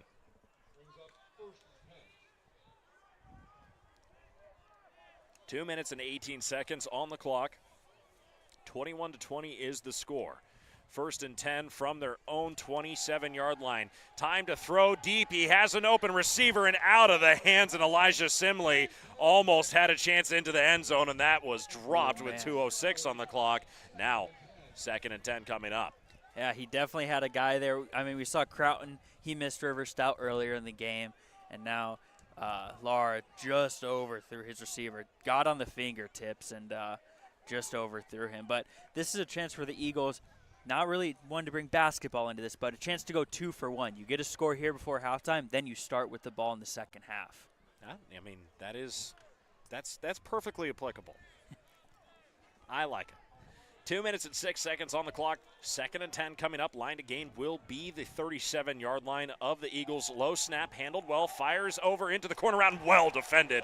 And, oh, here comes a late flag. Oh, my goodness. What in the world is that flag for? That seemed perfectly timed up here from the booth. Let's look at the replay here. We're going to have a very good look at it here. I'm sorry. I mean, maybe a second early, but, I mean, he was going for the football. Typically in those bang-bang kind of plays, a tie, you hold the flag there. I mean, that's typically what officials tend to do. That is – I'm just surprised. Yeah, I mean, we saw a similar play earlier where there wasn't a flag thrown, and this time the flag is thrown. So interesting call, man. That's a tough break if you're Moorpark. I mean, that looks perfect to me. That's exactly what you want to do as a defensive back. That's what you're taught, is to time it right at the time as the ball's getting to the receiver. And there's no question about what his intentions are. He's going for the football as the defensive back. That's not a move to break up the pass. Here comes the pass, tripped up, and he's going to be dropped for a sack, and Hyde Lara, he's not going to be happy about that, and coming in for the sack is going to be number 18, Robert Rogero. My goodness, here comes the pressure from the Raiders as they're saying we want an opportunity to have the football maybe one more time and expand on this lead. 1 minute, 44 seconds to go and a big second, and, well, we'll call it 16 to go. Throwing on the run, and he's going to make a reception to number 19, Vic Rubio, who's going to come up with the pass. Check that, that's number 18, Zach Berea. And it will be 3rd and 10 coming up. The original line of scrimmage. So 3rd and 10, line to gain will be the 50-yard line, and we will see a timeout called here as the time on the clock becoming maybe a little bit of a question mark for the Raiders. Do you want to expend the timeout? Do you want to be able to have an opportunity to score before the end of the half, make a real big exclamation mark? I mean, the Raiders offense clearly proven that they can adjust and make some changes here. I'd say after a 60-yard touchdown, you definitely want to see where your offense can manifest on a drive. It is only a minute 31 left, but they took a lot less than a minute 30 on that last drive. So I think there's all of 8 seconds off the clock. As long as you tell Croughton to be smart with the ball and not throw into a dangerous situation that could result in a turnover, I see no harm putting the offense back out there on the field to try to extend an already impressive lead that the Moorpark Raiders have. It's only 1 point, but this is a very good Mount San Jacinto team, as we've mentioned multiple times. They just have played very tough opponents. Yeah, this secondary, they got burned on that last drive, but I thought prior to that they were playing very well.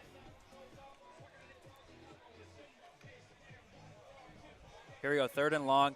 Last time we saw this kind of situation, I think it was a 3rd and long when we saw the interception from Curtis Jackson. So 3rd and long hasn't really favored the Eagles so far tonight. Split back formation, puts a man in motion, looking to throw over towards the screen, fires a deep pass into no man's land, and that will be incomplete. Intended for number 11, Koapana, but he was not going to be there in time. And 4th down and a decision for the Eagles coming up, and we'll see the punting unit come out onto the field. The Raiders with 1 minute and 25 seconds left to go here. Maybe an opportunity to put points on the board again. Yeah, well, let's see what magic Noah Cronquist can come up with as he's out there to return the punt. 64-yarder last week. There's another chance here. I can see the heart pounding.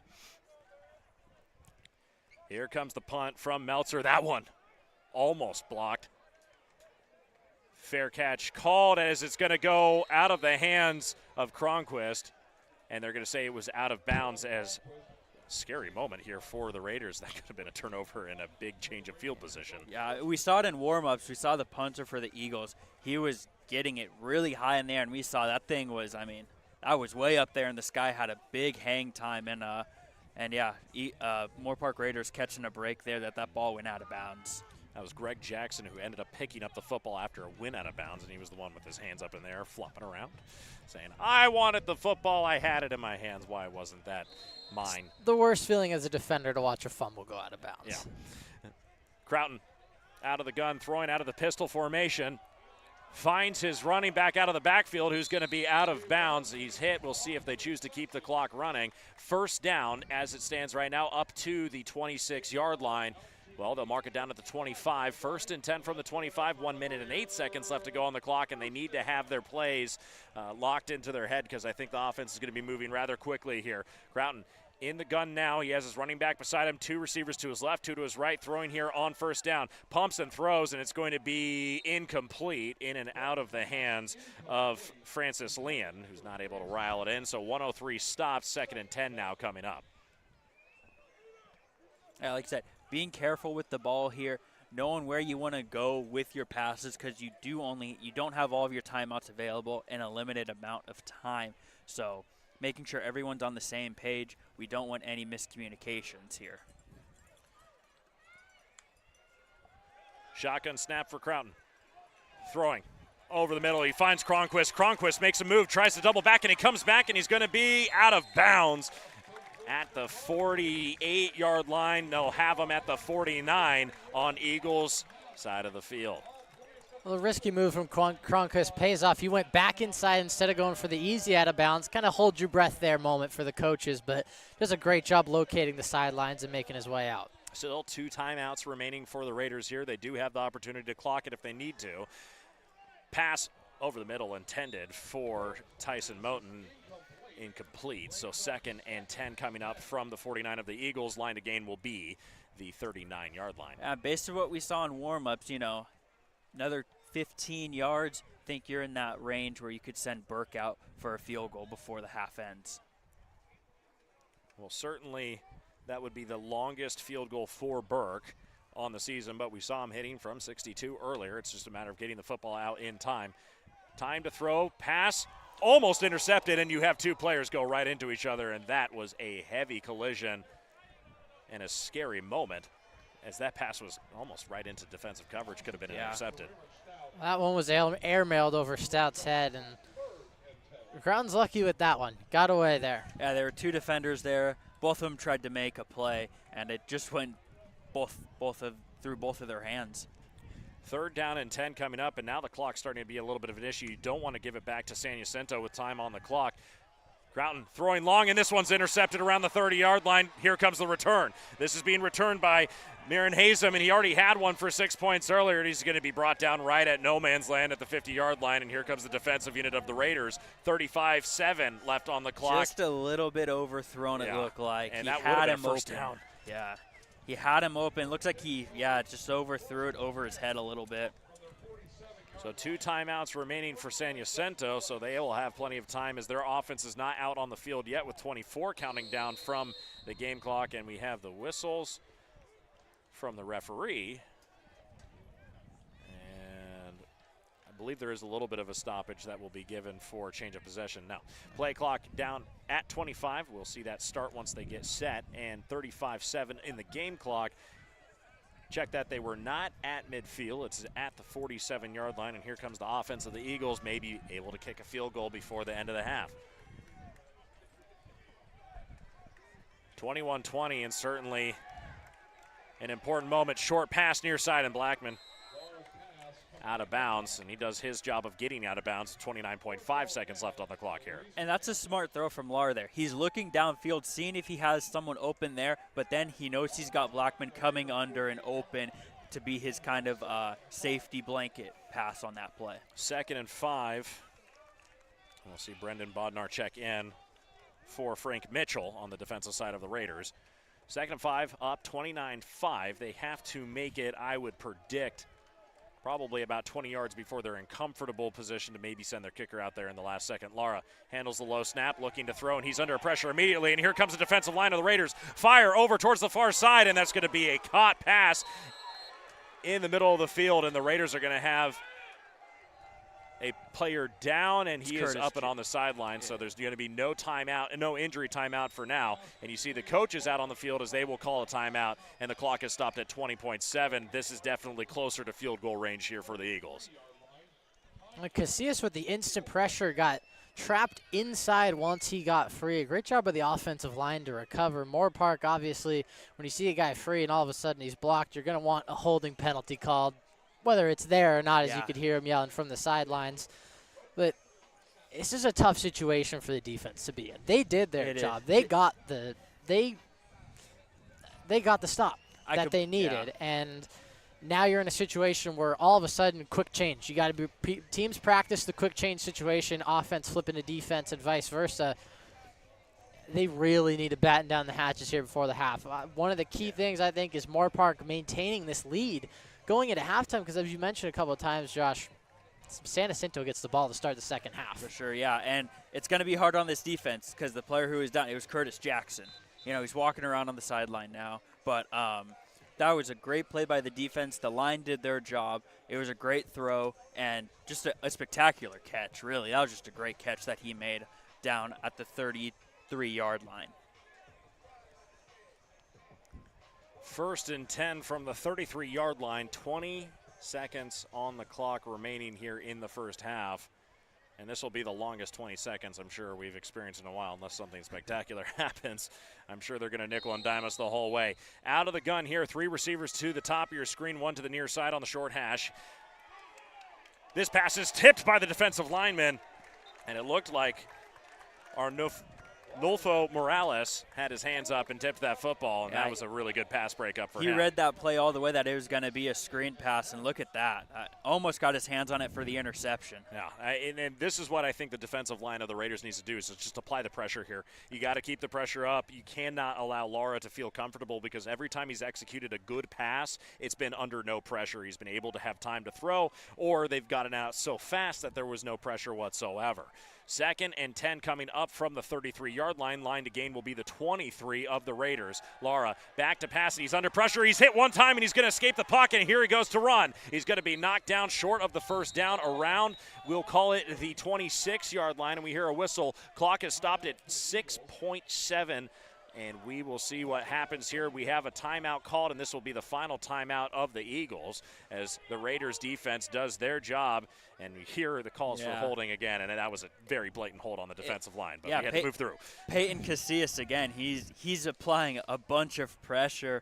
That's twice now on this drive where he is beating his man. There's been an obvious hold. Yeah, watch Peyton Casillas come off the outside, and that's just you could see 58, who I don't have a number for on my roster. That's the replacement for the previously injured lineman that Mount San Jacinto had earlier in this quarter. Casillas was winning virtually every rep against him. He's doing everything he can to cheat this, and, I mean, you can't blame the guy. Casillas is blowing him up every single play. And so it's been a tough assignment for him there on that near side. It looks like they're going to march their kicking unit out onto the field, if I'm not mistaken. We're going to see an opportunity for Connor Meltzer to try and kick this. Oh, check that, not Meltzer. This is the kicker, number 87, who's going to be attempting a 44-yard field goal. There we go. Stack on the right side again from the Raiders. Well, they've done it once before tonight. We'll see if they can do it again, and we're going to have a timeout called by the Raiders. Ice the kicker situation here from the Raiders. Certainly. Well, isn't this interesting? And back to that scramble by Lara on that second down play. The one thing with Casillas is he's going off the edge, and he's trying to beat him with pure speed. He's trying to wrap around the backside of the tackle and be able to get to the quarterback. When you face a mobile quarterback, the ability to step up in the pocket is most of the time there. That's where you need guys like Morales to be able to shed, knowing that C gap is wide open, or rather B gap is there for the potential for him to step up and run. You have to be able to plug that, or at least have a quarterback spy in a situation where any bit of yards is detrimental to the fact that they can almost kick a field goal now, which they're lining up for. Yeah. So a little bit too aggressive. I would like them to start to get to their depth and then sit and try to make a play based off what the quarterback does rather than giving him a lane to scramble. I have some breaking news. There is no 87 on the roster for the Eagles.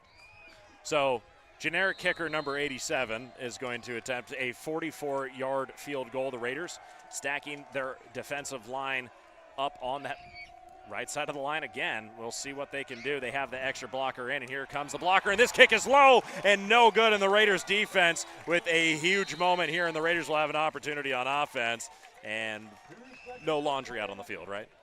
I do not see any. I'm just a little confused on Mount San Jacinto's side. They did stack a couple guys back, but the most outside wing blocker allowed one of the Raider defenders to rush inside of him. That's the number 1 rule on PAT. You cannot allow them to go inside. Yeah, I think he might have gotten confused because he had the outside blocker almost distract him for a second. He didn't. It might have been a misassignment, to be completely honest, but we will see. The Raiders look like they're going to be taking a victory V formation into the half here as they have the score 21-20, and that will be the final play of the half as the Raiders will choose to take it out here. Man, Raiders 21, Eagles 20. We head to this halftime show, but we head into the half. Everybody, any final thoughts before we go into half? Special teams. Moorpark is dominating the special teams battle, and it has kept them in this game and allowed them to maintain the lead into half, which I think is a gigantic victory for the Raiders. Everybody, you're watching SoCal College sports coverage of Raider football here at Griffin Stadium. The Raiders leading 21-20. We'll see you in a few moments. Don't go anywhere.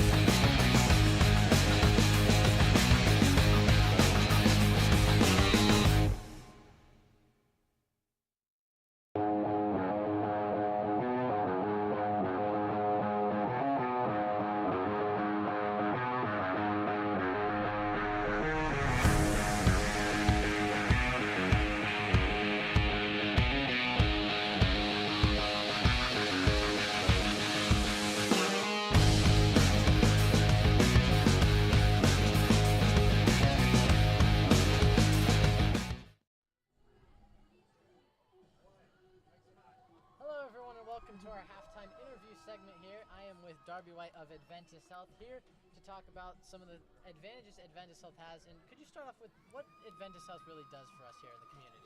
Yeah, so Adventist Health decided to partner with Moorpark College, and we kind of specialize in 4 areas around your campus, providing, some basic services and needs to different parts of your school. So first off, we help support the health clinic. We have some physicians in there, as well as some nurse practitioners that help around there. We also supply an athletic trainer for your sports medicine program, so out here on the field tonight. And then we also help with your basic needs center, funding that so that you guys could have resources. And lastly, we have a lot of scholarships for career development for nurses, nursing students, or anyone going into any rad tech or anything like that. So that's kind of what we put our efforts into. You guys certainly cover a lot of ground out there. Can you tell us some of the things you guys maybe find it down to specialize in? Yeah, so our hospital has a ton of different programs. One thing that kind of stands out about our hospital within the area is we are a robotic center. So we have robotic surgeries going on all the time, and it's really the #1 hospital for that in the area, and I believe kind of in the state, if I'm right. But yeah, so that's a really cool thing that kind of drives a lot of people there, because it is a new developing technology within surgery, and so it really drives a lot of interest through the nursing programs and through career development and everything like that, because we have that new technology. That's great stuff to hear. Yeah. And lastly, we asked, what's something Adventist Health prides itself on? I think Adventist Health really prides itself on its culture, because it's really about giving back, and also they're investing so much into the community. Their motto is really kind of to prevent things coming to the hospital that are unnecessary, which is not usually a business approach of a hospital, you would think, but it's really great how they're getting into the community and really trying to develop careers and encourage people to do that, as well as, my job is to oversee the athletic training programs and the athletic trainers to prevent injuries and all that stuff. So, yeah, it's great. Ladies and gentlemen, this has been Darby White from Adventist Health, and we thank them so much for all they do here for the Moorpark Raiders. Perfect. Thank you.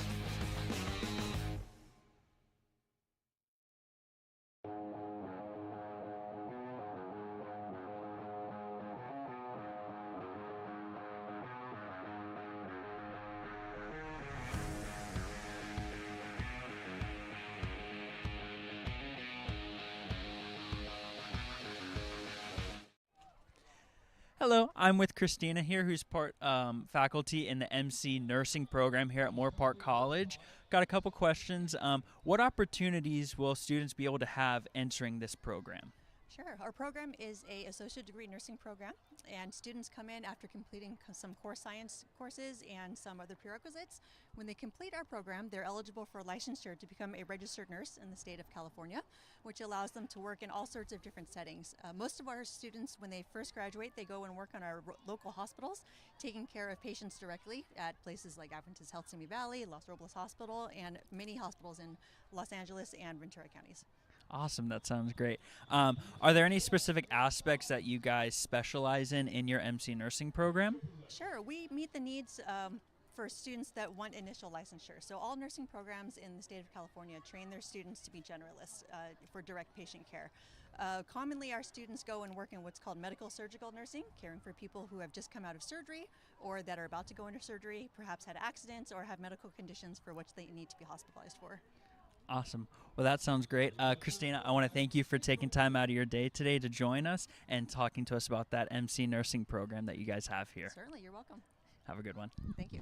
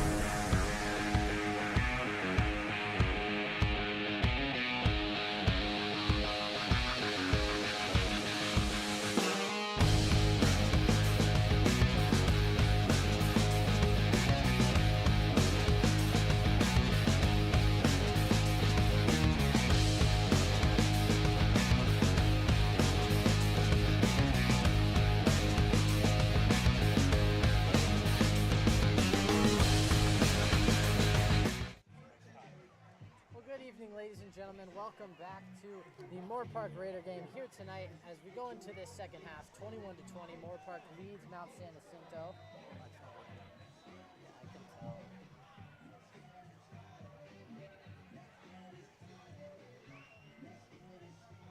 Your headset's not working.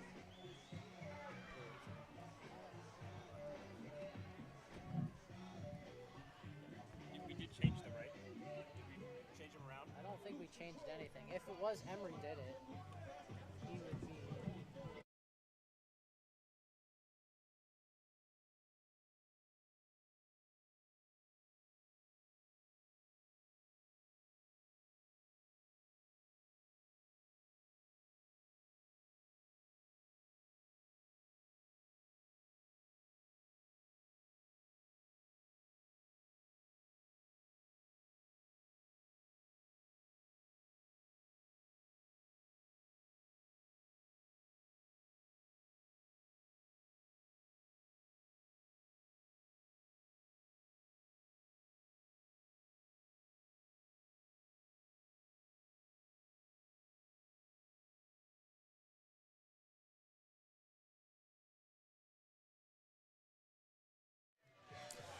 Hello, ladies and gentlemen, and welcome back to Griffin Stadium. Here we got a 21-20 ball game. The Raiders leading the Eagles, getting set to kick off. Mount San Jacinto going to get the ball first. Josh, what do you expect from their offense coming into the second half after being down one? Yeah, I think they're going to want to go back to what's been working all game. Those quick, short passes. That's been what's working for them.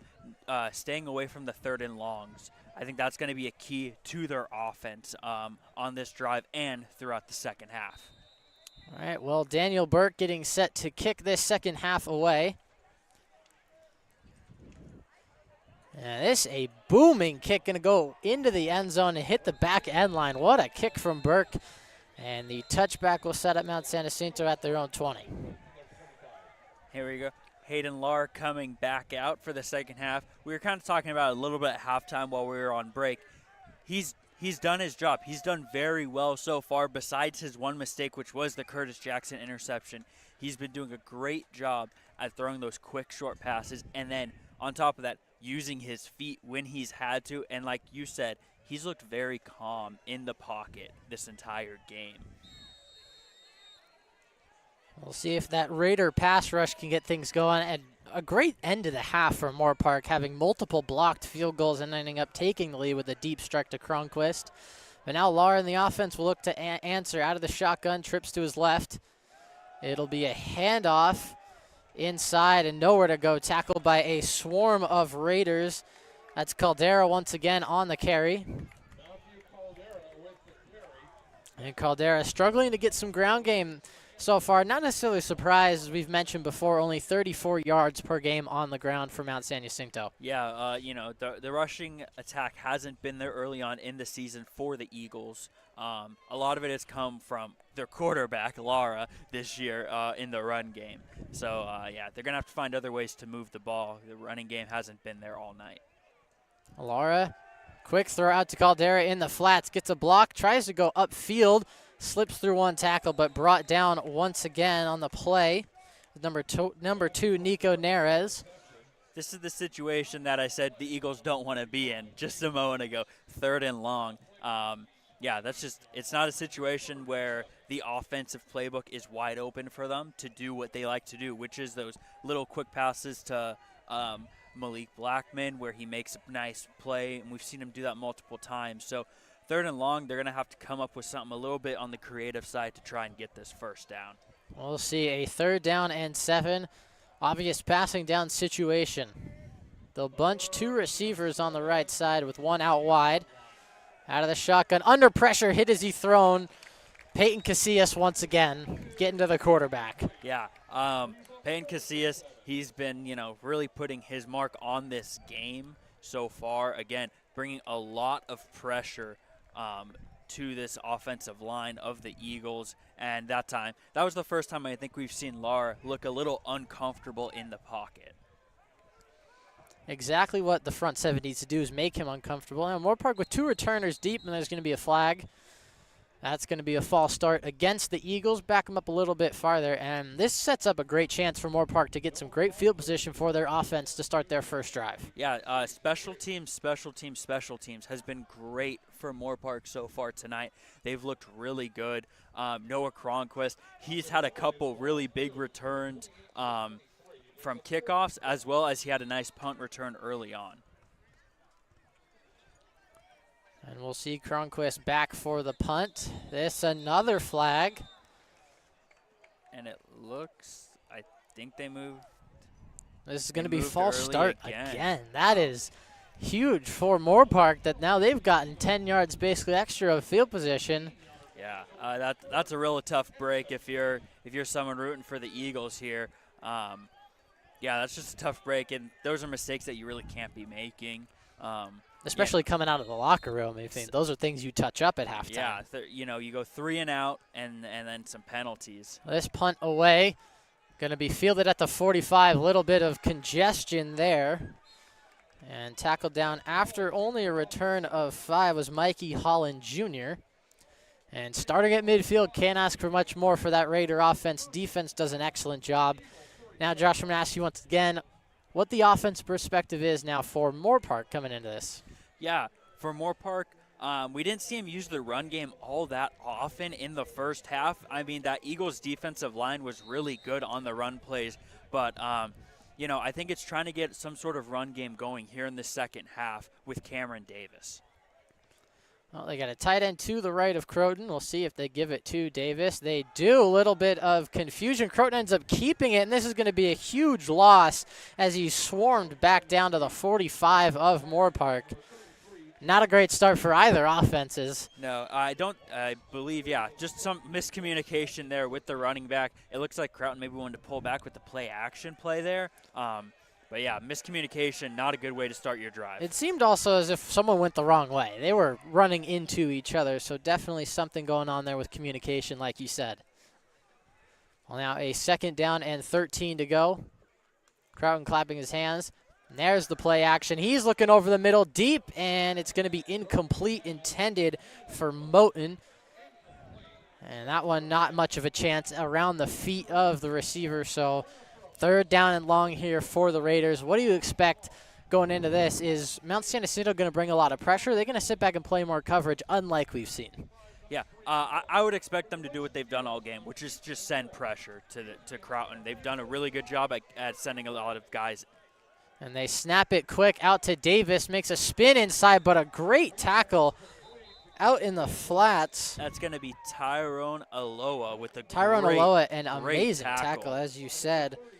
Yeah, Cameron Davis, we saw it week 1 against Palomar, a hard guy to bring down, and he just made it look easy on that play. A really good open field tackle, and I mean, don't know if he would have gotten to the 1st down marker, but there was some green grass in front of Davis there on that play. Well, and Davis started this game out very strong with that screen pass that he took for about 20 yards on that big 3rd down and long for Moorpark on their opening drive, but since then slowed down a little bit, had a really unfortunate turn of events for him with that fumble that went for the touchdown. But still, he's their #1 guy out of the backfield, and they trust him. He's maintained a lot of reps in this game. Here's Croton expecting, play action. They're going to go for it here. 3rd down, deep to Stout, and a great breakup. Amazing coverage on the play by Karsten Amarillo. We must have gotten confused on something. That was third down. That was 3rd down. That's on me. I thought it was 4th down. That's on 3rd down. Now we might see the Croton rugby punt that we saw earlier in the game. Yeah. It's around the same field position as well. Yeah. And last time it was a beauty of a punt. Let's see if he can repeat that. And he will boot it once again. Directional kick to the right, way up in the air. And this one's going to roll inside the 5, and what a beauty from McLeod Croton. Down inside the 5, they'll mark him at the 3. That is a huge field flipper, and the defense has got to be loving their quarterback right now. Maybe not getting it done in terms of getting in the end zone, but he's setting them up in prime real estate. Yeah, that's been 2 really, really solid punts from Croton. The first one getting him inside the 10, the second one getting him inside of the 5 down to the 3-yard line. Just a great punt.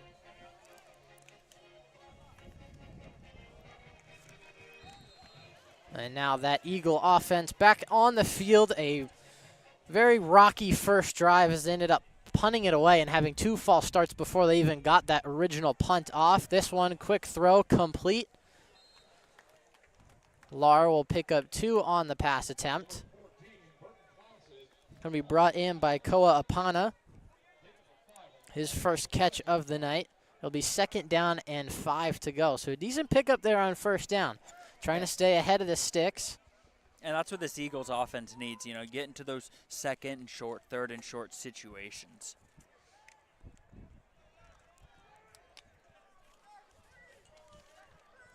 And now out of the shotgun, he's got a quads look to his right. If you count the running back, they'll hand it off to Caldera, who will topple forward. And he's just going to be shy of the 1st down. They'll make it 3rd down and 1. A big 3rd down coming up for this Raider defense. You can get back off the field again, force 2 3 and outs. That's a huge boost of confidence for your offense as well, because you're giving them the opportunities. Now it's on them, and a lot of stress is taken off your shoulders. Oh, for sure. Yeah, this would be a huge stop here if the Raiders defense can make a play here. Lara, he's going to call his own number here on 3rd down and short, and he's going to get just enough for the first down. He'll pick up 2. That's not the first time we've seen that. No, and we've seen he is very confident, if you will, in his mobility. He knows that, these 3rd and 1s, he knows that he's going to be able to get 1, at least 2 yards with his legs. He's very, very smart runner. He's certainly putting his educated feet, as you said, smart, to good use here as he keeps this drive alive. 1st down and 10.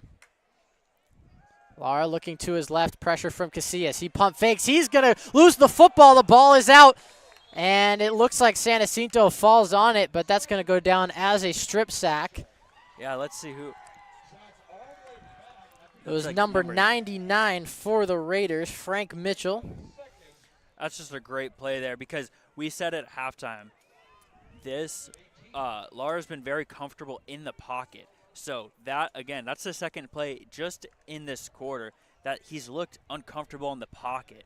And that's going to be a key for this Raiders defense. And now you got him 2nd and long here. Now Lara, a lot of ground to make up. He's going to roll to his right. He looked back left. It's a screen to Caldera, and all over that one. The Raiders are not giving up anything on screens here tonight. They are all over, and that's Luis Hernandez, the linebacker, making the stop. That's a great play there.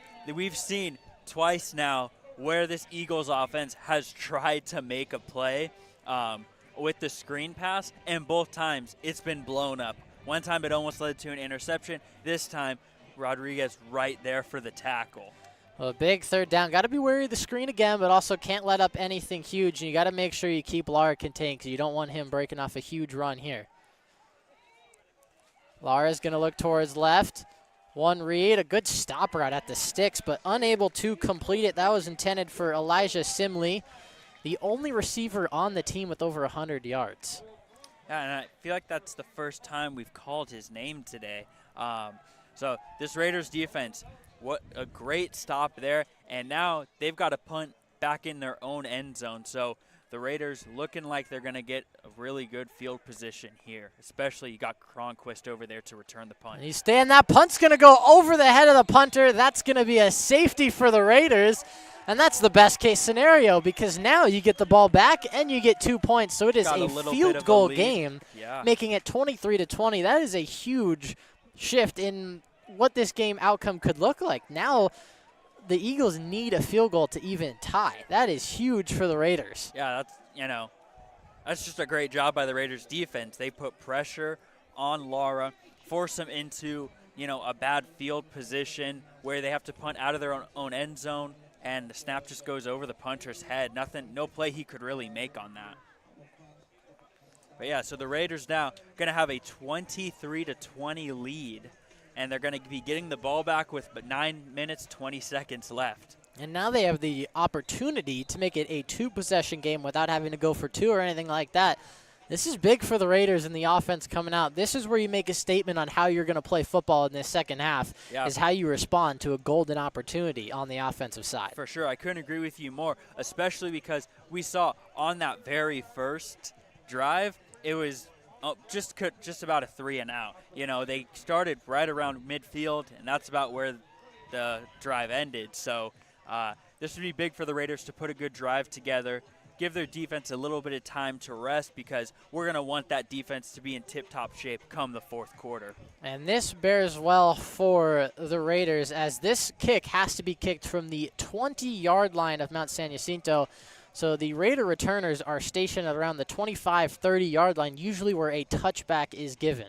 Yeah, and I believe it has to be punted as well because of the safety. It does have to be punted by the kicker. Not often you see a safety in a game, but this is how it's done. Punted away from the 20. This is a high kick, will be fielded at the 26-yard line. And breaking to the outside, past the 40 on the play. And here you go. The Raider offense will take the field, and Croton really a big test for him. Yeah, want to put a good drive together. Obviously, you want every drive to end in 7, but right here, just put a good drive together, get into field goal range for Burke, because you're starting off at the 45-yard line. You've got great field position here.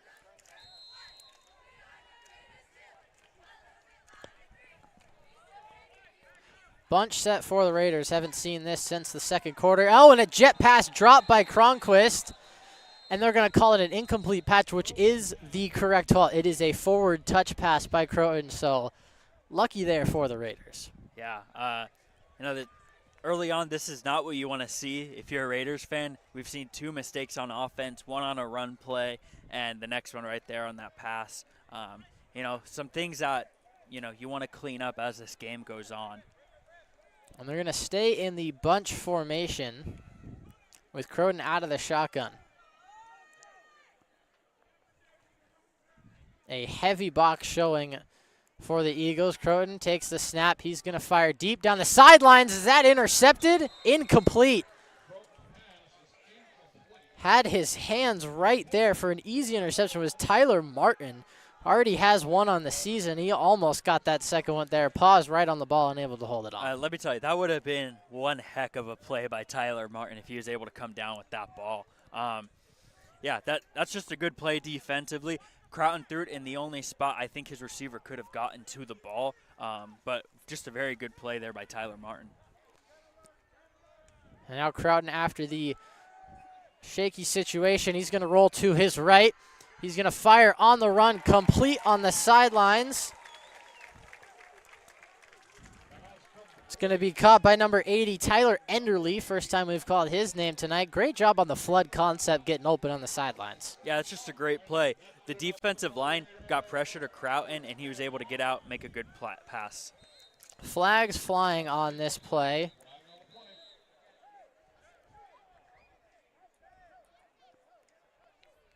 And that's going to be offsides on the defense, encroachment rather. And that brings up a 1st down and 5 for the Raiders. So far, great drive there. Yeah, but that was just a great pass there from Croton. You know, saw that the pocket was collapsing, rolled out, made a great pass to his receiver. Croton, he's going to look to his left, and a miscommunication again. That's happened quite a few times actually this season where Stout has not run the same route that Croton thinks he's going with. And lucky enough, thrown out of bounds by number 15. Yeah, and I mean, I'd love to see them get Stout a little bit more involved. I know Cronquist is your number 1 guy. He's your guy, but, you know, this height advantage that River Stout has, you got to use it to your advantage. Here's Croton, quick slant thrown behind Enderly. Falls incomplete. Coverage on the play by Karsten Mamarill. And he had the pick 6 earlier, so he's had his imprint on this game. Almost came up with another interception there. And now they go 5 wide. They go quads to the left side. They're outnumbered at the bottom. If Croton could realize this, he might have Davis on a quick screen. Exactly what he will do, and he overthrows Davis as he had the blockers up ahead. And that brings up a 4th down.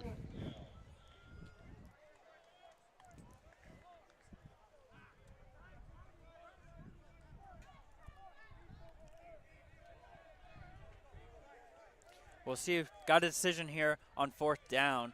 Looks like Croton's still going to be out there. Looks like they're going to go for it on 4th down. And I'm not so surprised by this decision. You know Croton could pin him deep with the punt, but you're inside the 35. That's pretty much 4-down territory or field goal here at the JUCO level. Croton rolling to his left, under pressure, fires, and incomplete. And that'll be a turnover on downs for the Raiders.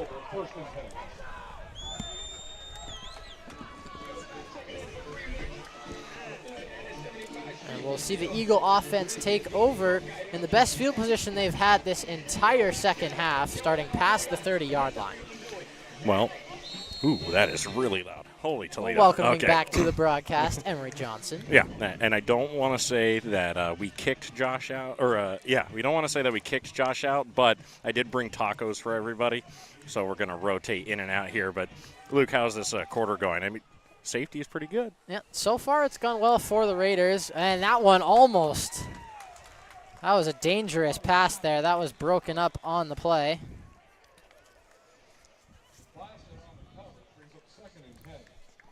It'll be 2nd and 10. Cy Maria comes in on the coverage. That was a beautiful pass breakup. Again, that was very similar to that one that got the pass interference call. I mean, timed really well, had his hands right at the football.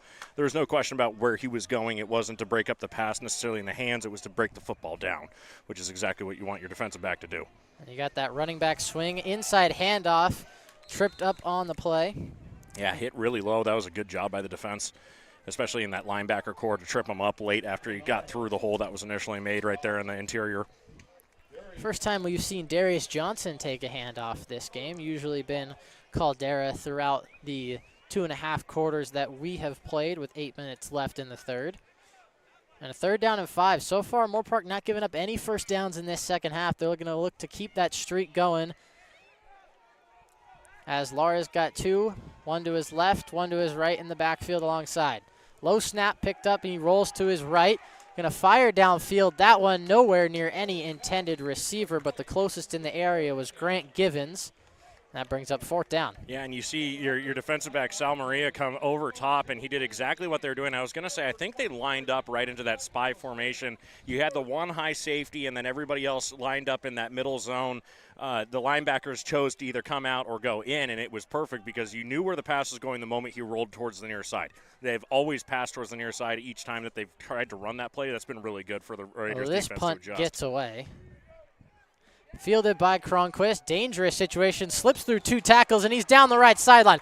Cuts back across midfield. Cronquist cuts again to the left. He's got green grass in front of him. 10-5, touchdown, Raiders! Noah Cronquist does it again. Back-to-back weeks for a touchdown. You said it earlier, Luke. Special teams has been the big difference maker for this team so far tonight, and they just showed exactly why their special teams unit is as good as they are. Cronquist doing what he does best, but that was set up. Watch these blocks downfield. You have everybody getting involved. You see the catch. You see the team defensively moving up. You see a guy with his hands up, not getting any block in the back penalties, and you just see all the blockers kind of move into position, allow him to get that space, and that was well executed. And now the Raiders on to make it a potential 10-point game. And the special teams has taken over for Moorpark in this second half. You can accredit all 10 points, if this extra point is up and good, to that third aspect of the game that is often forgotten about. Yeah, I mean... And the kick is up and good for Burke. So your score is Moorpark 30, Mount San Jacinto still sitting at the 20 they entered the half with. I was having a really good conversation earlier this week with a guy named Matt Robinson. He's a play-by-play commentator over for College of the Canyons. We were talking about good 3C2A football teams, and historically there has never been a really good 3C2A football team who hasn't had an excellent special teams unit. It's that third phase of the football game that is so critical at this level, and Moorpark has just executed tonight every single time they've needed to. There's been very few mistakes on that level, and the score now reflects that, 30-20, and that was in the end of the first half exactly what happened as well. The Raiders did really well on defense, really well on special teams, and they put themselves in the position to tie the game and then get that 1-point lead, and here we are with the safety and now the touchdown. And something not to be forgotten about the special teams, 2 blocked field goal attempts for the Raiders. So they are definitely excelling in that area. as we are set to kick this one away. Mount San Jacinto will get the ball for the 4th time in this half. Burke's kick. This one will be fielded at the beginning of the end zone. And a huge hit at the 16. Yeah, and Blackman came running up there, and I think he saw a hole, and then it was quickly filled by the I think it was the gunners on the outside who just ended up shifting inside, and there was nowhere to run. They had run that exact same type of play back where they go towards that far sideline or shoot left with Blackman, and he just did not expect that coming. Again, special teams unit now on the kicking side doing exactly what they need to do. Now the Raider defense is going to be back on the field. They forced 3 3-and-outs thus far in this half alone. Well, you know, it might be a big ask now that they've been on the field for most of this first half to have them come back and do another 3-and-out, but I think they have started to figure some things out scheme-wise against this Mount San Jacinto offense. As you see another pass from the backfield just blown up, the pressure is there. They know where their linebackers need to be, and I think that was the adjustment they needed to make in the first half. You had a lot of guys coming out of that backfield or a lot of those short passes where the linebackers were just in open space and not in a position to make a defensive play.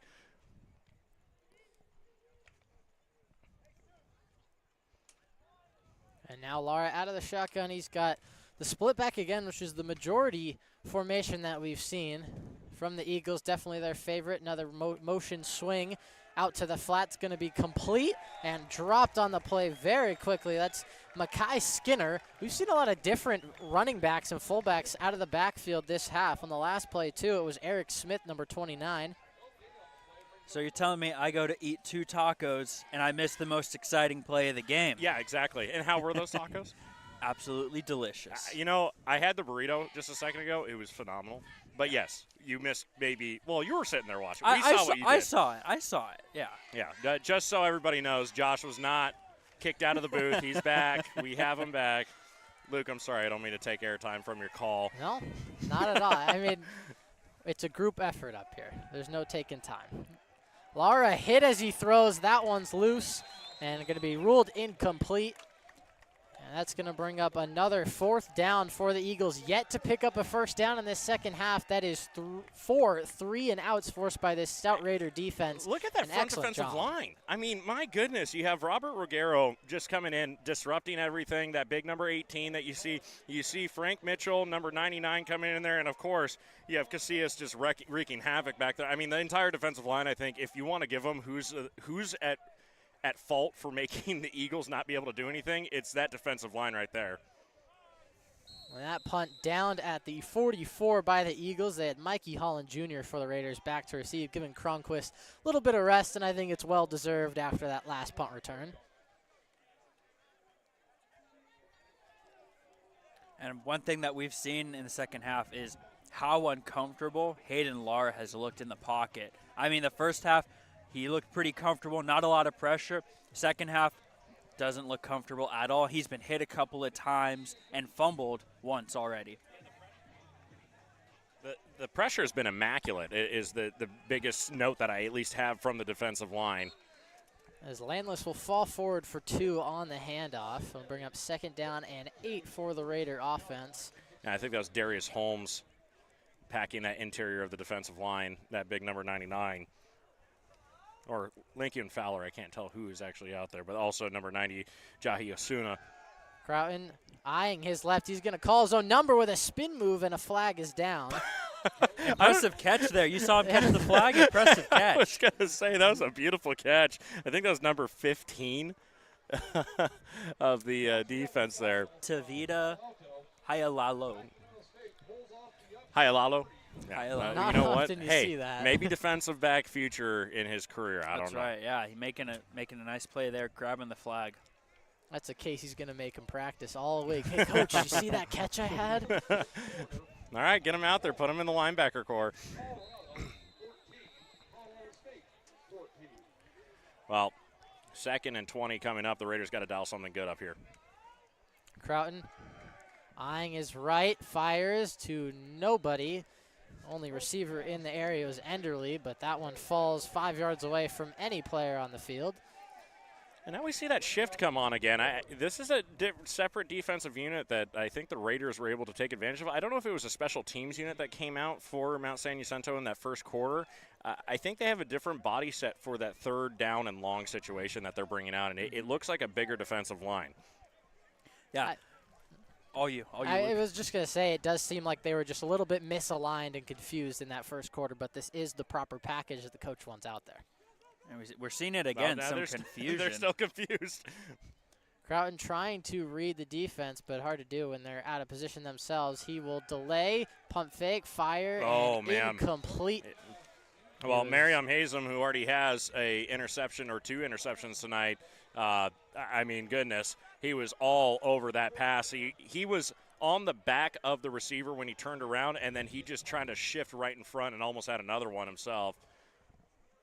You gotta look at Croton, and I think you gotta have him almost try to fix that look on, because he's not looking off the defensive back. He's actually looking at the defensive back and making that happen. And this is a punt from Daniel Burke, and that one will roll to the inside the 20. So great special teams continuing, a field flipper from Burke, and that sets up the Raider defense with another great starting field position for themselves. Yeah, the Raider defense with a really big ask here in the third quarter. They've now been on the field 4 times. This is the fifth time they've been out there, and they have not allowed a first down. Yeah, I mean, why not? If you have their scheme figured out, the only thing that you got to think about is, my goodness, these guys' legs are going to start getting a little tired as this game goes on. But, man, the Raiders definitely been in command in this third quarter. And one thing the Raiders are good at is rotating those front 4 defensive linemen. Those offensive linemen are in there the whole game, as you mentioned. That tiredness could start to play effect sooner rather than later for Mount San Jacinto. I don't want to necessarily say that that's the case, but, you know, it's definitely a factor at a certain point in the game. Lara pump fakes, firing deep down the sideline, and oh, wow, what an attempt to grab that one. That was incomplete. He's looking for Smiley once again, but Placida in on the coverage there as well. Had his hands in there, but that would have been one impressive catch. Would have gone on the reel for, best catch we've seen this season, definitely into that mix. I want to say the one-handed, was it by Cronquist? Yeah. In game 1? Yep. It was yes, pretty. It was. I just want to say that might have been also another one of those highlight moments. But definitely one of the best that would have been. And here's the run up to the right side. It brings up a third down now and long once again for Mount San Jacinto. Not very effective on these first and on second downs, and it's really putting them in a tough situation because you're asking that offensive line a lot. Well, they keep trying that weird C-gap kind of run that they're running, and the linebackers seem to fill it. And okay, you look at it, you go 4 yards. That's not a bad gain on the run, but that's actually all due to the linebackers being able to get into position because they see it coming. And so what could have been an 8-yard gain or a 10-yard gain or an 11-yard gain has turned into a 4-yard gain, and it's not where they actually want their Calling his number again is Lara. This time, it seems like he just gets the first down again. Oftentimes, that quarterback keeper for Lara is successful on these third down situations because the Raider defense, expecting pass, is doing a great job at reading it. Yeah, that was the first time they've changed that tactic in this quarter. Yeah, that's, Lara, we've been saying it, very smart on his feet, and, isn't afraid to call his own number there. They're going to go with the same formation. They'll flip it to the left, the wide side of the field. Lara, pump fake, play action. Oh, a low hit as the pass is complete on the play to Christian Kretz.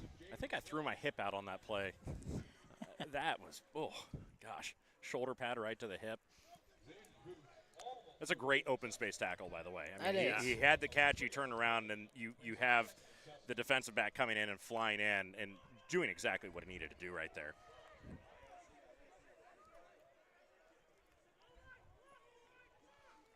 Second down and long for the Eagles. Sticking with the tight end formation, pump fake, Lara deep, looking for Simley again, and that one falls harmlessly to the ground. Yeah, and Curtis Jackson was all over that. It didn't really look like there's a good opportunity for Smiley to make that catch because, to be honest, Jackson had his eyes on it, and the moment that he knew the pass was long, he just turned around and played, I'm going to be in your way, which was, really good spacing on his end. 3rd and 7 coming up. And now's where that Raider front seven tries to tune things up. They've been excellent on third down in this half. Look at this. You got your two safeties up high. Lara is going to call his own number again. Same exact play on the previous third down, and he picks it up once again. The Raiders, no answer for the Lara keeper thus far. Well, you know the term, if it ain't broke, don't fix it. Right. We may be in that situation right now. Their offensive coordinator, I really think, has made that adjustment right here. They see that it's working. The Raiders have no option there because if they choose to throw, their defense is in the right position. The problem is the offensive line is kind of having their way in creating that gap for Lara, and he's able to move through that gap. And every single form play on this drive, they've had that tight end to the right formation. The first time they motion the running back out, it's going to fall incomplete harmlessly to the ground, intended for number 29 on the play, Eric Smith. Yeah, they keep going for that swing kind of bubble hook or bubble screen that they keep going for. And I think the Raiders are seeing that formation the moment that they line up. That's a very common first down call for them right now. Yeah. I do have a correction for the last play. Number 22, Matthew Caldera, is actually now wearing number 25. Good. His jersey was previously ripped off at the end of the first half. So that results in him being the 29 back. So that play was intended for Matthew Caldera, who maintains his position in the backfield. As number 25. Right. Yeah. Okay. And this play, I didn't see what happened. I was fixing the roster. Oh, it was the pass to Blackman, I believe, and he made the reception for 8 yards, so it's 3rd and 2 coming up. Another third down for the Raiders. They've given up 2 on this drive already. The Mount San Jacinto offense, I wouldn't be surprised if they call number 10's QB keeper on this one once again. It's worked perfectly, as Josh said. Ain't broke, don't fix it. Might as well keep going at it. This is dangerous here. The Raiders got to be careful because this is a 3rd and short as opposed to 3rd and long, which is what they've had. And there's Lara up the middle again. He's got a lot of real estate. Lara past the 30. Jackson has to bring him down at the 15. And a huge run. And Mount San Jacinto's run game is really developing thanks to their quarterback. Yeah, coming into this game, he had rushed more than 10 times in each of the first 2 games. He's creeping up towards that number already here tonight, and he's been very successful so far tonight. The defense has been surprisingly porous with that, and I think we're going to see a timeout from the Raiders, and we do. Or nope, that's San Jacinto. Yeah, I think they want to get their coordination proper for the offense because they lined up and really didn't get a play call. But the defensive line has been very porous to that play, and I think it's because they keep dropping back their linebackers into coverage, and then lo and behold, look, the quarterback has now gone through the hole, and he is now 5 yards up the field. They're also taking advantage of the aggressiveness nature of that pass rush. I mean, you have Casillas coming off the edge. He's not sitting inside the C gap at 5 yards. No. He's ripping around the edge 10 yards deep trying to get to the quarterback. And that's a prevent in case he does try to drop back and throw a pass because that is the danger there. They have run it twice. Are they going to go for the 3rd time? Statistically, probably not, but what they've shown tonight is that they are going to go for it. And now that's implanted in the defensive coordinators and the defensive players' heads. It's like this is going to happen maybe, like a high percentage possibility here. Yeah, I think, right now they're kind of talking in the timeout to make an adjustment to that quarterback keeper, and I'm sure they're going to talk more in depth of it after this drive, too, on what they can do to prevent that. Because coming into the game, I believe Lara only had 32 rushing yards. He has surpassed that amount tonight. And one of the dangers of the Lara keeper is it can happen out of any formation and any sort of preset play. You can motion wherever you want, but at the end of the day, they have that base blocking scheme with that front offensive line, and then Lara knows how to make the read. He's got Bunch to his right. He'll motion Kretz over to the left on an island. He'll take the snap, look that way. Pump fakes over the middle. He wanted Kretz, and he's going to go down for the sack. There's the Raider defensive line getting through.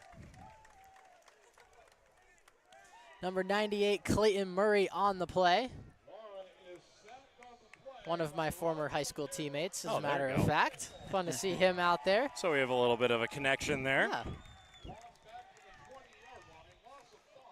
Well, that's exactly what the defense wants to do. We need to be able to prevent that offense from getting to that 3rd and short situation where they can't exploit the linebackers coming out into coverage because they're looking for that short pass.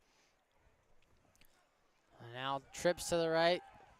Lara looking left, stop route, Simley, complete, spins to the outside, eyeing the first down. He's going to maintain his balance, and he's pushing forward. The Pilots might get to the end zone. They're going to bring him down at, I believe, the 3.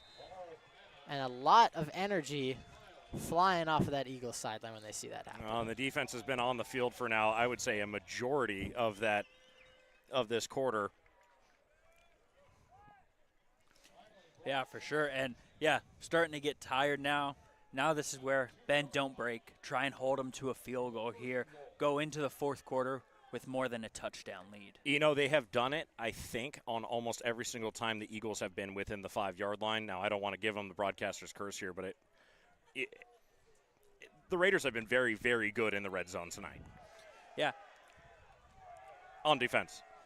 And quick to the line, a bunch similar set to what the Raiders run.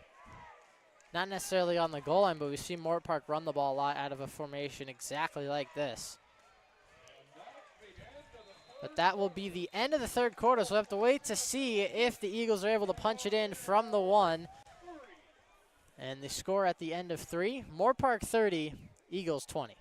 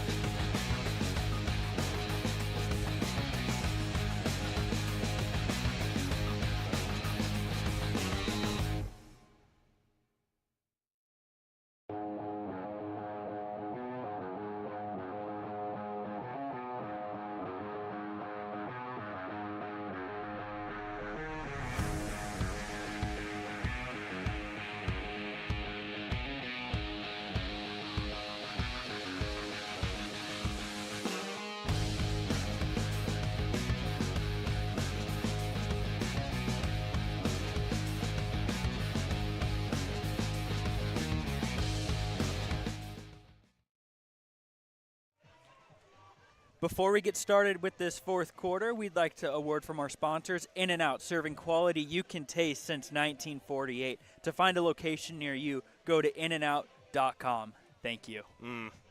Well, we were talking about it in the first game. I have to say, was it 3/4 of our crew went and got In-N-Out? We did, yeah. 3/4 of the I crew believe went everybody into but me In-N-Out. went to go in and out after the game. Me and our producer, Shalette, went to In-N-Out afterwards. Josh, you went and got In-N-Out. It was so good. Never Now disappoints. First down and goal, running back in motion, fakes the pass, calls his own number. Lara lowers his shoulder, and they're going to give him the touchdown. The ball came out, but that is going to be a touchdown for Mount San Jacinto. Lara runs it in from 1 yard away, and we have ourselves a ball game. And we'll have a really good look at it from this angle. You see him, all he has to do is break that plane, and he does. And so the moment the football touches that plane of the end zone, it's an end play, so no fumble. Well, the Raiders' defense, for the first time tonight, has been on the inside. And they're going to go for 2. They thought they had something lined up with the receiver. Throw to the back of the end zone, intercepted. A chance for a 2-point run back. Down the sidelines. Cutting back inside. Past the 30. Oh, tried to slip the last tackle. Unable to. A great return by Jaden Lemons. But flags are down. And the Raiders did not cover one of the receivers on the bottom part of our screen towards the Raiders sideline. And I believe that was just a little bit of miscommunication from the holder there. He thought he had the guy up top towards his right, but he really needed to turn to the left, and they had a walk-in 2-point. Well, hopefully they don't get a second opportunity to run this 2-point play here. And we do have a Raider down at the 45. That was Lemons, the return man.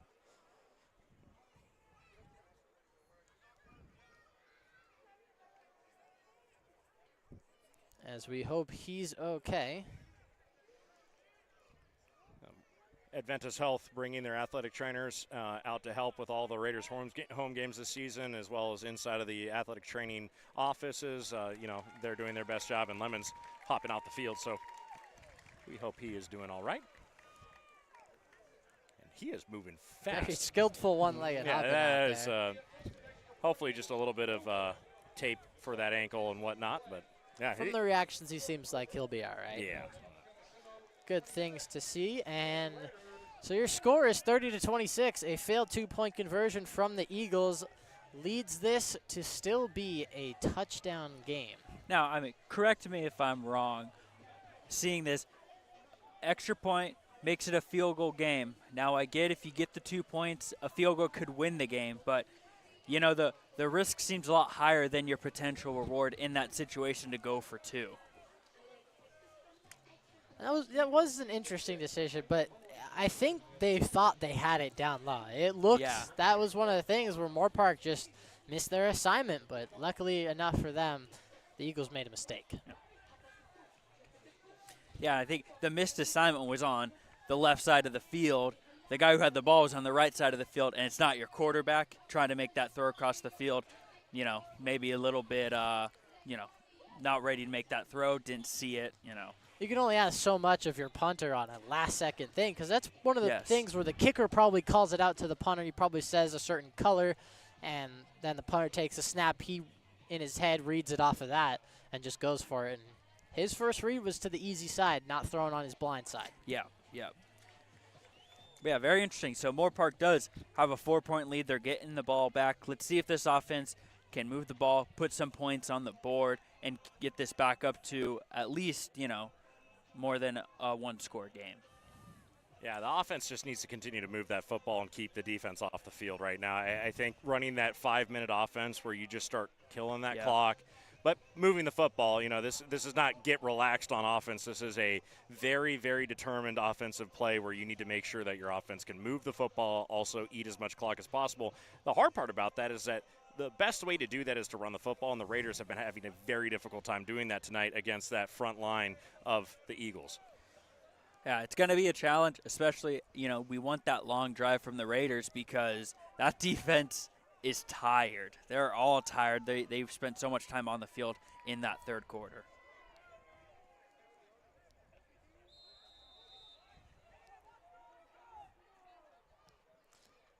As a slow approach to this kickoff underway, this one will be fielded by Holland at the 9. Holland makes a move to the inside where he's brought down by a handful of Eagles, and starting field position for the Raiders around the 27-yard line. Yeah, making that tackle was Puni Pau, number 26 of the Eagles.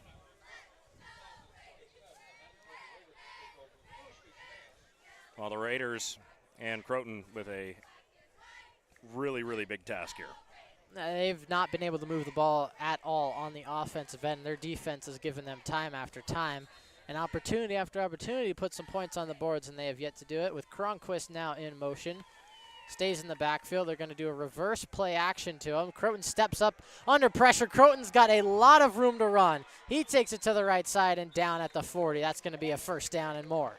Yeah, doing his best impersonation of Lara. Right, yeah. Notices the pressure coming in, finds his hole, and shoots through it when there's nobody in space in front where the linebacker core should be. Now he's got bunch to his left, condensed formation. Gonna give it to Davis to the right side. Davis hop steps in and will pick up 4 on the play. Yeah, nice little game there for Davis. This isn't the most impressive play that you're going to see, but this is the offense just moving that football chunk by chunk up the field. That's a 3-yard gain, very simple. And if you can continue to replicate that over the course of a couple different handoffs, you'll have that first down. Croton, loud clap to snap that one. Throws the slant. Cronquist right on the numbers, breaks a tackle, and he's going to pick up 10. That'll be a first down past midfield. Yeah, if they can force that defensive line to have to respect them running that football, you're getting every advantage. And, well, Cronquist, excellent hands, really good job of getting into space and making that catch.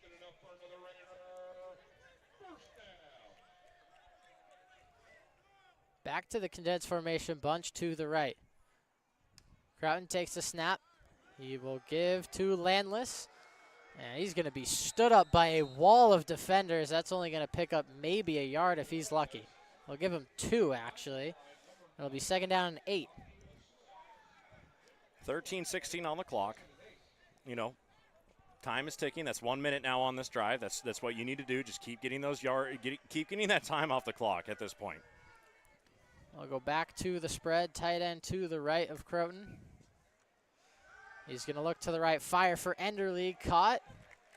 That's going to be good enough for a pickup of 5. Closing in on the first down. It'll be 3rd down and 4 to go. Yeah, and you're in a good spot here. 3rd and about 5 here. You can have the whole playbook open. Croton, quick throw and miscommunication. He was looking for Moten, but that one's incomplete.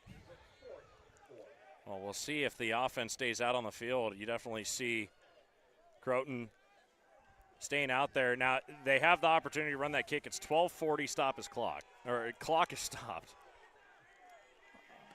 And we've seen it a few times from this spot where he has done that rugby-style kick from here, but they could be going for it as well. With the lack of success, I would not be surprised thus far. If the offense goes for it, just try to get some momentum going. Try to help your defense out, who has been absolutely locked down except for that last drive, letting one through for the first time. Well, watch the linebacker shift over as Cronquist goes into the stack with that trips receivers to the right side, and you're going to see a whistle for a timeout. I believe that's Moorpark's 2nd timeout of this half. Well, the timeouts haven't adjusted on the scoreboard. The first one was by Mount San Jacinto. Yeah, I don't so remember. One aside, I Yeah. believe, One is what aside. it is now. Yeah. And timeouts in a 4-point game also important, especially when you get down to the final 5 minutes. You're going to want as many as you can, especially 3. If you're able to hold on to 3, especially 2 is what the minimum I'd say as a coach you want to go into those final 5 with. And I don't see the kicker out onto the field right now. So what they kind of do, they've had Croton take those kind of shorter punts where you're by the midfield area, but we saw Burke when they were farther back, where they're at their own 20-yard line. He had to punt it from there. And it's certainly not a position that you are uncomfortable turning the football over if you attempt the 4th down play. Definitely around midfield isn't the best position to turn it over, but keeping your offense out there definitely makes the defense have to consider what is coming up next play. And they'll condense the left side to Croton. Whistle blown. Play underway. He's going to go for it, looking to pass. Firing, and Cronquist can't hold on to it. That's a turnover on downs. The 4th down pass incomplete. Looks like he had him. Looks like maybe throws a little bit high, but Cronquist got a hand on it, couldn't complete the catch. Would have been a pretty impressive catch to grab that one-handed and bring it in. And now the Eagle offense with a lot of momentum. Their defense done excellent in this second half. We've talked a lot about the Raiders' dominance, but can't go unnoticed that Mount San Jacinto has shut down the Raider offense. And now with a little bit of momentum after a touchdown drive, Lara leads his team onto the field. Yeah, they've really made that adjustment, trying to figure out exactly how the Raiders are penetrating passes over the middle and stuff like that. And you see that middle kind of breaking down as they have the 3 linebackers who are up into coverage. Lara's pass batted down at the line. That was almost intercepted. Had multiple tries at it. That was Nico Neres, the outside linebacker. And we see this Raiders defense, they're starting to get a feel on these quick passes that Lara's liking to throw, and they're starting to read those. Now 2nd down and 10. Following the incompletion. Trips to Lara's right.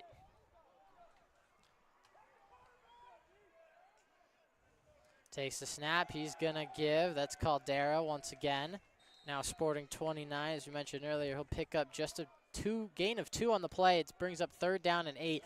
An obvious passing situation, unless that's going to be the thought going through the Raiders linebackers especially.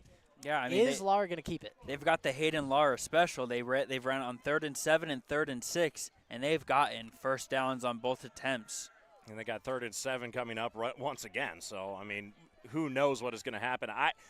If I was a betting man, I'd say leave your linebackers in and do not allow for that super short run.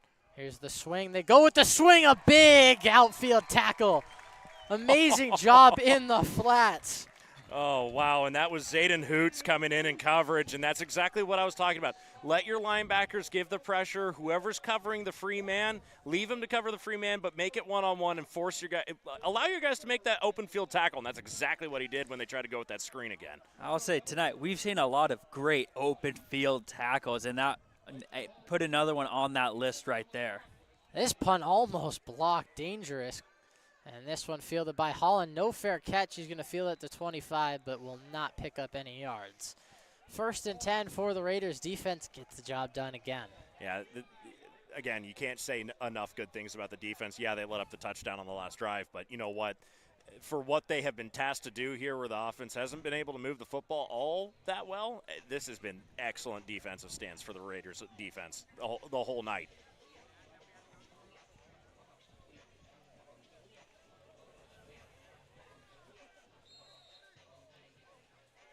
And they have the receiver on that right side. That's Cronquist deep near the backfield almost. They'll have him run a bubble, but give to Davis on the left side. Davis has some daylight down the sideline and past the 50. A big break-off run for Cameron Davis. And this is going to be big down the stretch, getting Cameron Davis involved and having him have success later on in the game, and that's a big run right there for Cameron Davis. Yeah, Cameron Davis having a little bit of a very important game with this season right now. This time Davis will just get across midfield. Chains weren't even set. That's how quick the Raider offense was back on the ball. I understand they like the hurry-up style, but again, we've talked a lot about taking some time off the clock, and there's 11 minutes now as we've just dripped under. As Croton in the shotgun, takes the snap, looking to pass, fires downfield. River Stout had his hands on it, but an even better play by the defender. Yeah, it was Carson Memorial. That's a great play. Memorial, he was the one who had the pick 6 in the first quarter for the Eagles defense, and that's just a really good play that he made right there. Yeah, just hands right where they need to be for a defensive back. You're breaking up that pass. The moment that the ball comes in, you're breaking down his hands. And they stack the line of scrimmage. Linebackers playing up in the empty gaps. Anticipating pressure. Crouton fires, complete. Enderly, that's a first down across the 40. From the outside, slanting it in for the first. Great pass there from Crouton. Seeing where the pressure is coming from, finding that open receiver. Big first down there for the Raiders. Here's the play action, deep shot. He wants Enderly. That one's going to be incomplete, and a flag is going to be thrown as he was forced out of bounds. Well, Enderly is down on the sideline. Luckily, he's not in the field of play, so nothing stops immediately. But there is the flag down. I wonder if they're going to try and talk about this for a pass that's not catchable. We will see.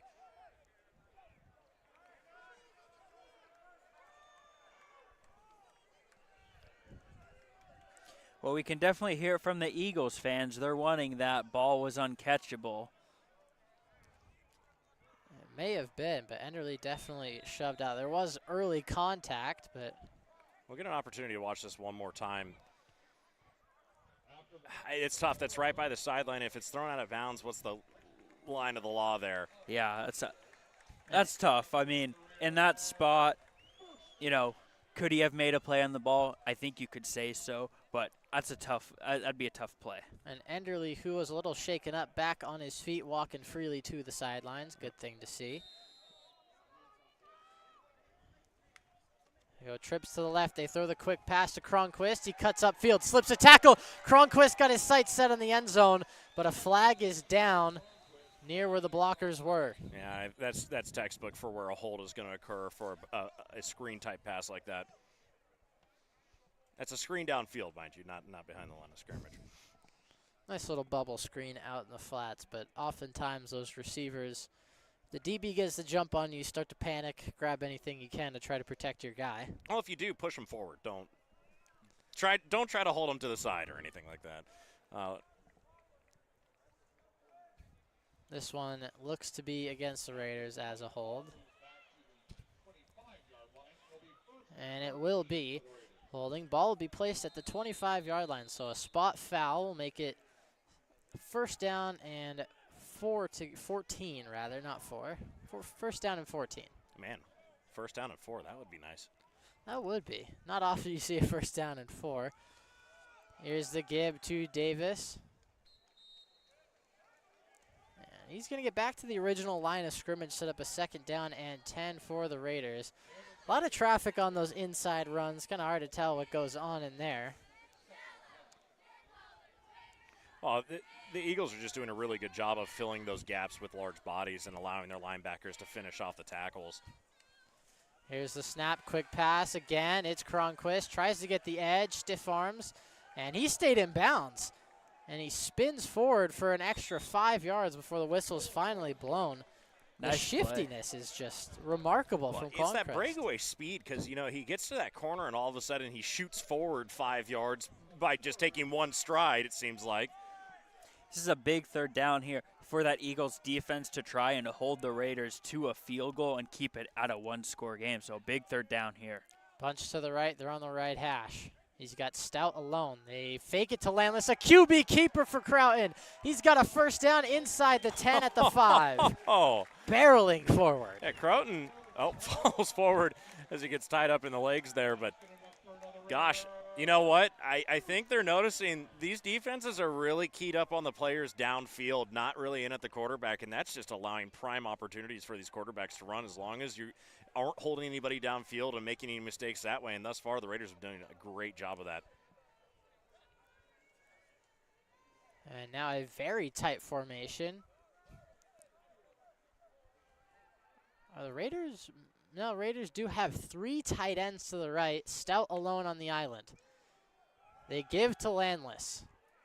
Makes a move down to the 2, but not yet in.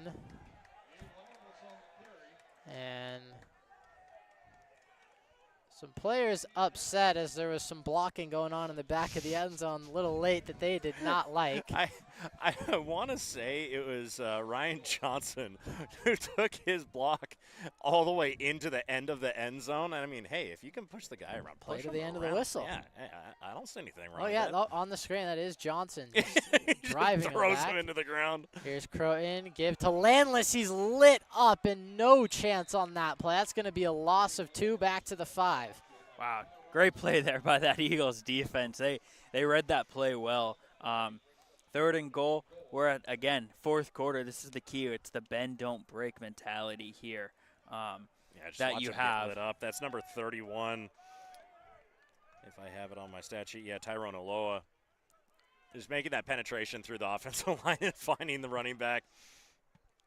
Now Croughton spreads the offense out. Pressure right in his face. Fires to the back of the end zone, but Stout, once again, they're not on the same page at all. It's been a consistency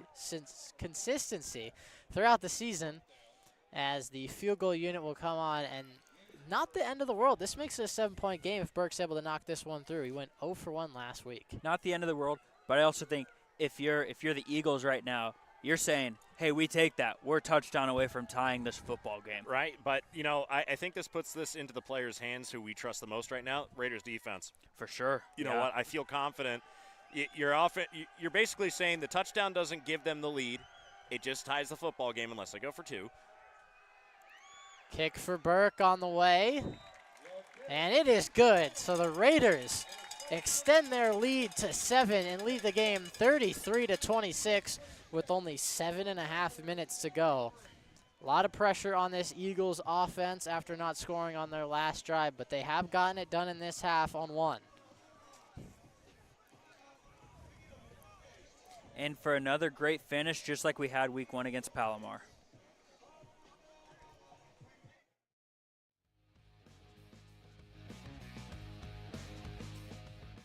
A big situation for the defense coming up, as well as the special teams unit here. The Raiders have been very good on the kick protection to make sure no large returns come back by way of the Eagles. And we will see the Eagles get ready to return the football here, as it's been a myriad of players. And you mentioned it just a moment ago, but who do you trust most in this situation? That Raiders defense. They have been great all night long. And so now, you know, they've got a task at hand. Don't let them score a touchdown.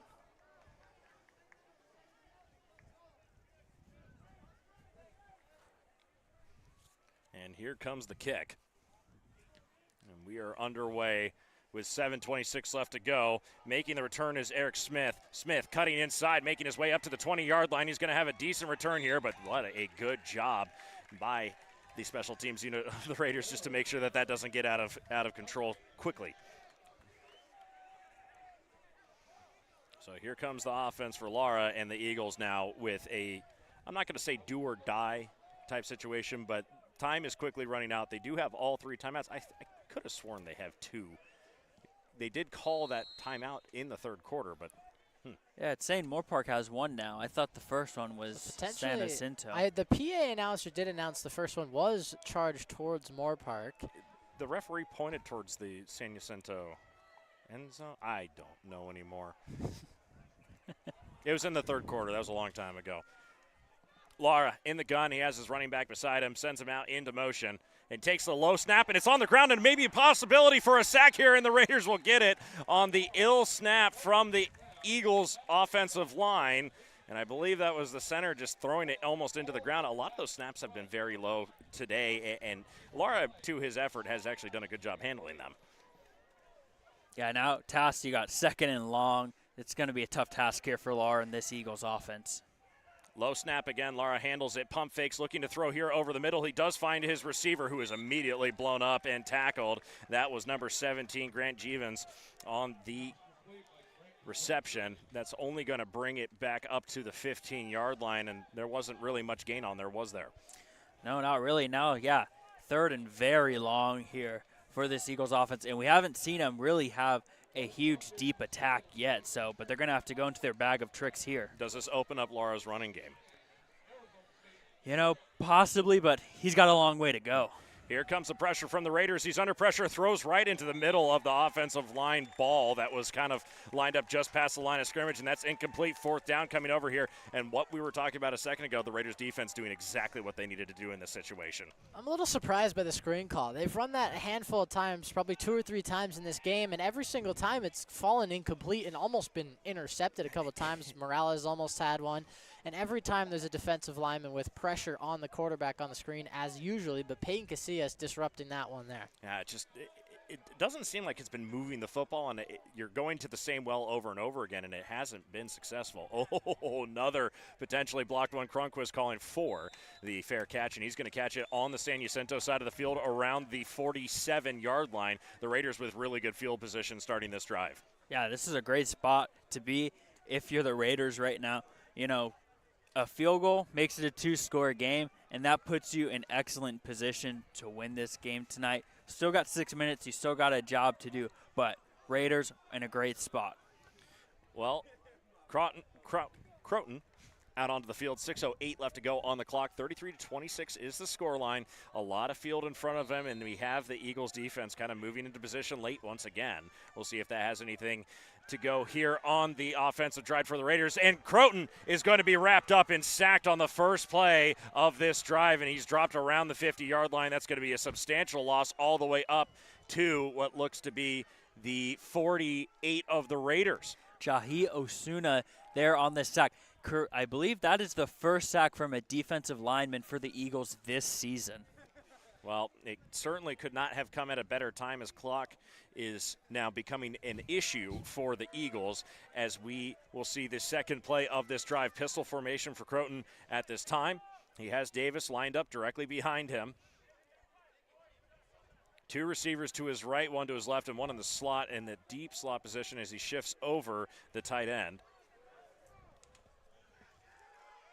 Hand off to Davis. Davis tripping and falling forward. And check that. That's not Davis. That's number 21, Gabriel Landless. So no gain and a long third down, and this is not what the offense of the Raiders wanted to do, as the clock will continue to slip down.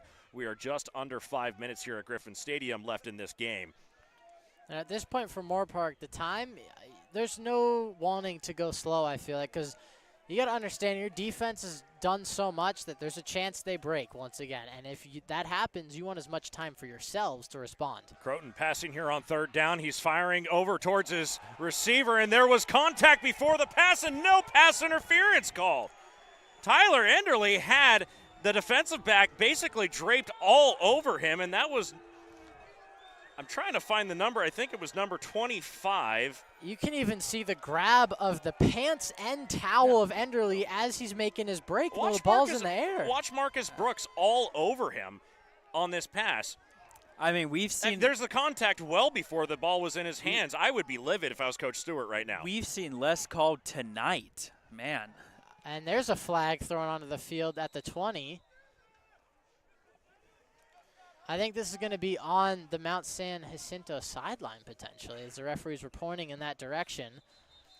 But that is just, there was a hand, he used his left hand to grab the bottom of the jersey of Enderly, pull himself forward, used his right hand to wrap over top and left to extend for the breakup, all before the ball even got there. That is a very surprising no call there. That seemingly is pass interference. That's by definition, that's textbook. We're going to go back up a little bit here. Keep going, keep going, keep going. I mean, there's a contact before the ball is in his hands, and he's draped over. It's not like he's going for – he has his free arm going for the football, but he has a hand on the receiver pulling his shoulder. Great shot right there. Yeah. I mean – and the fact that he spins around after the play is enough to show you that there was momentum pulling him from his outside shoulder. Yeah, I've seen a lot of things at this level. Last week we had one at College of the Canyons that was, I showed you guys earlier, where the defensive back just basically tackled the wide receiver, and there was no pass call. Memories of the Super Bowl, how many years? 3 years ago? It was the. Are you talking about the Saints and Rams? Yeah, no call? Saints, The Saints, NFC Rams, Championship NFC game back in Championship. the Superdome in 2018. Yeah, I mean, gosh, that was 5 years ago. Yeah. Oh, man. Time flies, man. That's one Saints fans still have not forgotten, unfortunately for them. I mean, it was just in that kind of conversation where it's like, I don't understand what you're waiting to call there. That is a. Everything's out in front of you, and you're still looking for something. It's very surprising that they let that one go. Well, the referees will not be swayed on this one. We will have the Raiders defense back out onto the field with 4:34 left on the clock, and Lara will have to bring his offense, let's see, from the 25-yard line, so a whole 75 yards across the field to try and make this a tie ball game. Pass over to Christian Kreitz, who had the fair catch earlier. That pass was caught, but this Raider defense is really starting to read these quick passes from Lara, and they're trying to jump them. So I think this, it's going to be hard for them to go 75 yards just on these quick throws. Yeah, I mean, and as the clock will continue to tick down, I think they're trying to play the game. Tom Brady was really good at it back in the day, where you try to get that score right at the last second, but this is going to be tough. You have to get 8 points if you want to win it. 7 is only going to tie here. Low snap, handled, thrown over, and a pass breakup. Oh, my goodness. No football move made. It's going to be an incomplete pass, but the Raiders almost with an interception there. I could tell you who watched film this week. That is the third time Hoots has just absolutely blown up the running back swing play. He's done a phenomenal job. In my opinion, he might be one of the players of the game. If we're talking about defensively, he has made handfuls of stops tonight. Yeah, and trying to make the reception, there was Eric Smith, the running back, out of the backfield, and it's like they've run that play so many times. The Raiders defense sees it coming the moment the ball is snapped, and it's easy to make that decision over. A huge third down. Again, you cannot forget about Lara running the football here. Trips receivers to his left side, handles a snap low, looking to throw on that screen once again, making a move, cutting inside, and it's not going to be enough. And this will be another third down stop for the Raiders, and the player is down for the Eagles. And you have your hands on your head. It does not look good. Usually when it seems like what is often called the turf monster gets someone and they're down, that is not something we like to see. Darius Johnson down on the field. We'll run this back one more time just to see better eyes on it. He is up and hopping off the field, so hopefully a good sign that he's not completely torn up over it. But watch this. I mean, he tries to make that cut inside, and that's tough. Plants that foot. 4th down and short now coming up, and this is decision time here for the Eagles. I wouldn't be surprised to see a 4th down attempt. This is deep in your own territory, though. This is tough. It's tough, but then you're relying, can your defense get a stop? You got 3 timeouts, 3:44 left. Looks like they're sending the punting unit out there, so it looks like they're going to put their faith in the defense to get a stop. Now, Connor Meltzer The Raiders don't have a returner back, and they're scrambling to get Here comes Cronquist out onto the field. I was going to say, here comes Cronquist, but it looked like, I was like, where is number 22, Curtis Jackson, going? Cronquist out to return the football. This is a spiraling punt, and it's not going to be returned by Cronquist as it takes a Raiders bounce for a second and then slowly bounces towards the 25-yard line of the Eagles, and that's where the Raiders will pick up this drive. We have 3:24 on the clock stopped. The Raiders need to get a drive going. 3 timeouts on the board for the Eagles. Well, here you go. You need a couple of first downs here to really just put yourself in a good position to win this game. So, we've seen Cameron Davis. He's broken off one big run here in the second half. I anticipate the defense is going to know what's coming, so I think it's going to be hard for the Raiders to move the ball, but let's see if they can get a couple first downs here. Well, look at this. Jumbo package back out. Croton, he's going to be under center with the deep eye. It's one of the interesting things about an air raid offense. When you got a milk clock, you've come out with some very new and interesting formations. Here comes the toss, running the football, making a good move inside is going to be Gabriel Landless as he gets a nice gain of 6 yards out of it all the way up to the 31-yard line. And to your point there, Luke, yeah, it makes some interesting packages, but some packages the defense hasn't seen, hasn't studied, hasn't prepared for. They're going to run the same package, but not under center this time in the pistol formation as Croton. Landless still back behind Croton. Croton waiting for the snap. They're going to try and bleed off as much clock as they can. 17 seconds here on the play clock. We'll see what they can do as the clock is now under 3 minutes. High snap handled. Landless diving forward for a couple more yards. He's not going to make the first down, but he'll have it up to the 34-yard line, and we'll hear a whistle as I believe San Jacinto, yes, they will call their first timeout of the quarter and stop it at 2:40. Raiders 33, Eagles 26. I'm going to be honest, I'm a little upset at the Raider offense there. There's no reason you should be snapping this ball over 5 seconds left on the play clock, and that was snapped with 14. Yeah. That is precious time that can add up over just 3 plays to 30 seconds. That's a lot of time in a one-score game under 3 minutes, and that's just there's no reason why that should be happening. Now, one of the things my dad always used to say to me when I was watching football is 15 seconds in football is a lot of time. That's a lot of football time. And so when you're talking about 5 seconds left on the play clock, you have to imagine that's a lot of football left to play here. 2 minutes and 40 seconds. We'll see the Raiders offense come back out onto the field. San Jacinto taking their time.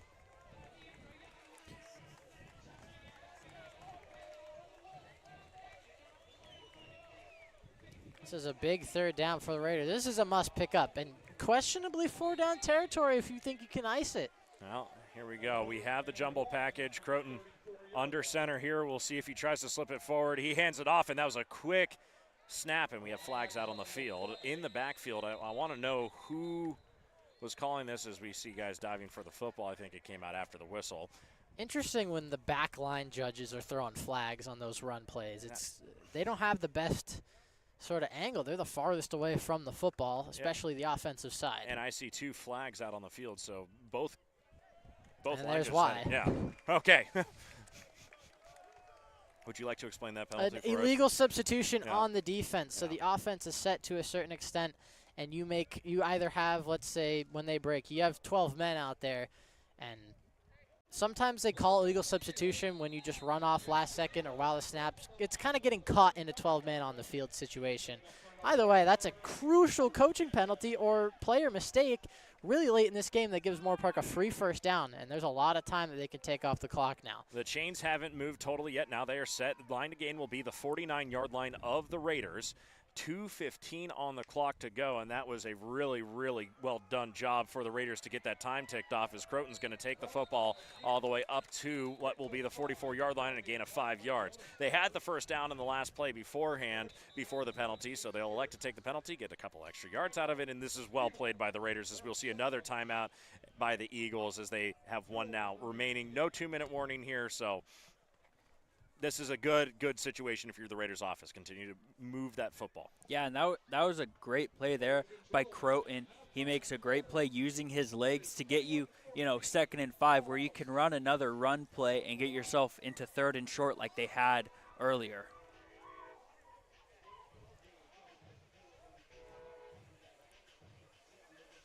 There's no reason that we should see any more dropbacks tonight from McLeod Croton.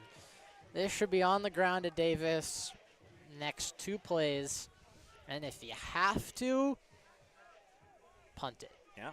Work on Only that if you power have run to. if you can. I mean, we're right there in no man's land, right at the 44-yard line. Everybody's set and ready to go.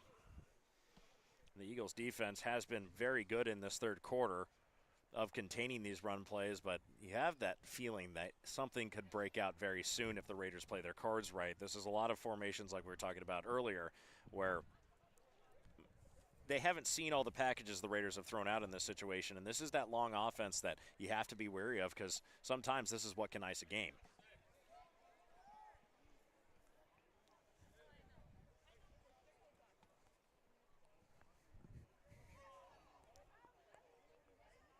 It looks like our delay is for the clock or something with the scoreboard. There could be something, something off with the scoreboard, it seems. One of the coaches was holding up a number towards the press box.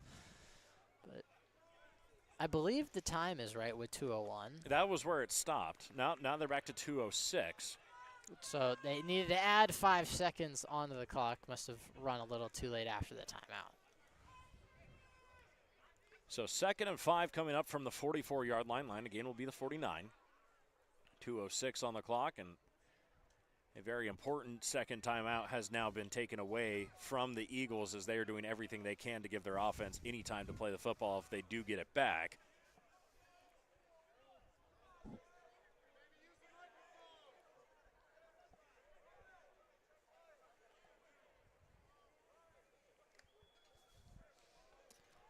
Here comes the Raiders offense. Well, bunched receivers on both sides. Cronquist in motion as he's making his way towards the near sideline, cuts inside, and he's able to make a move all the way up to the 50, up to the 46-yard line, and that was a big run as he's able to work his way through those defenders. And the biggest part, stayed in bounds. Clock's going to keep running, picks up a first down. I would give it the ball to 6. Good things happen. We've been drilling it all night, and that works out very well for the Raiders. Well, and this is what I was just saying a second ago. I don't want to toot my own horn, but this is that package that Mount San Jacinto has probably not seen in film yet, and they have to be able to try and figure out, where is this Raiders offense going to play the football?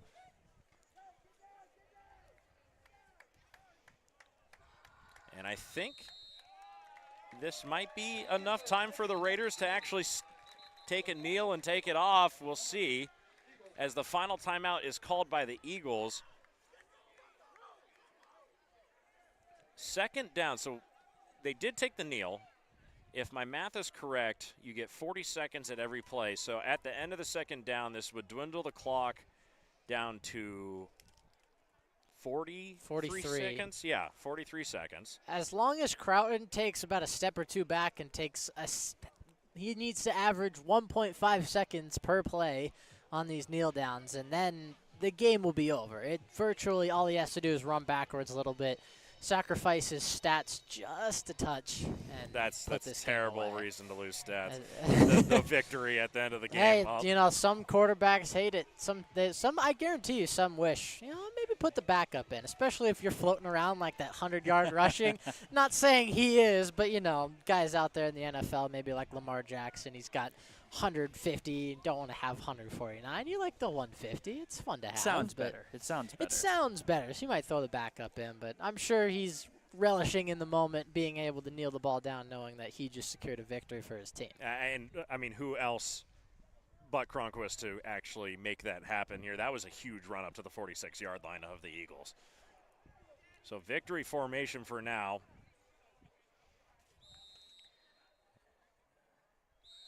And Croton just going to take the kneel down here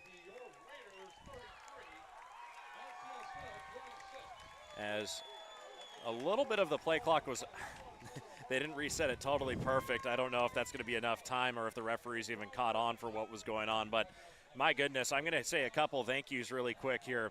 Got to take a second to appreciate Matt Crater. He's the athletic director here at Moorpark College. He's the whole reason why this is happening. All of our sponsors tonight. We have Stonefire, Adventist Health, the Young American Christian Christian organization, and the YMCA. So, and Moorpark College Nursing. Croton wisely backs up and did exactly what he needs to do, and that's going to be enough to end the game here. Our executive producer, Shalette, thank you so much for taking care of the ones and twos of this game, and we will have post-game coverage here in just a few moments, so don't go anywhere, everybody. But that was an excellent job by the Raiders to finally ice out this game, and a huge job by the defense. So we will take a quick break ourselves. We'll be back in just a few moments with our post-game coverage. You're watching SoCal College sports coverage of Raider football, and we'll see you in just a few moments, everybody.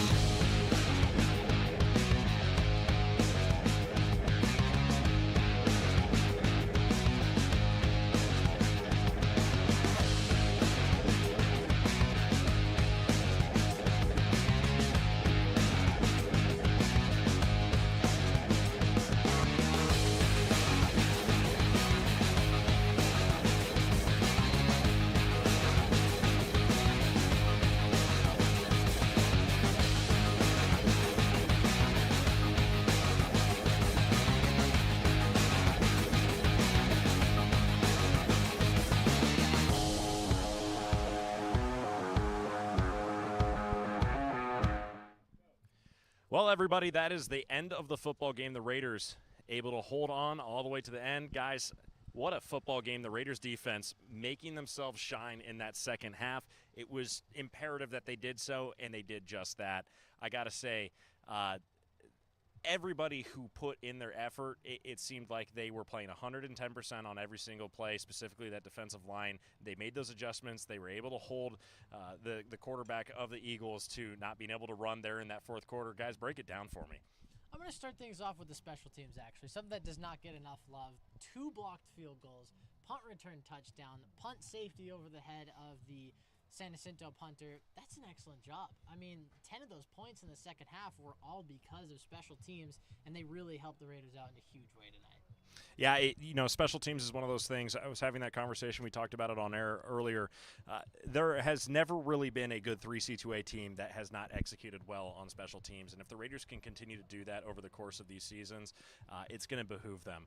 What did we see from the offense from the Raiders as the game progressed and went on? 6-man Noah Cronquist just making plays there, especially on that last drive. He makes that last first down that the Raiders needed to secure the W. He had the punt return for the touchdown, and, he's just a critical part of how this offense moves, is Noah Cronquist. Yeah, Noah Cronquist, he was the player of the game last week. I would be hard-pressed to say that he might not be the player game this week as well.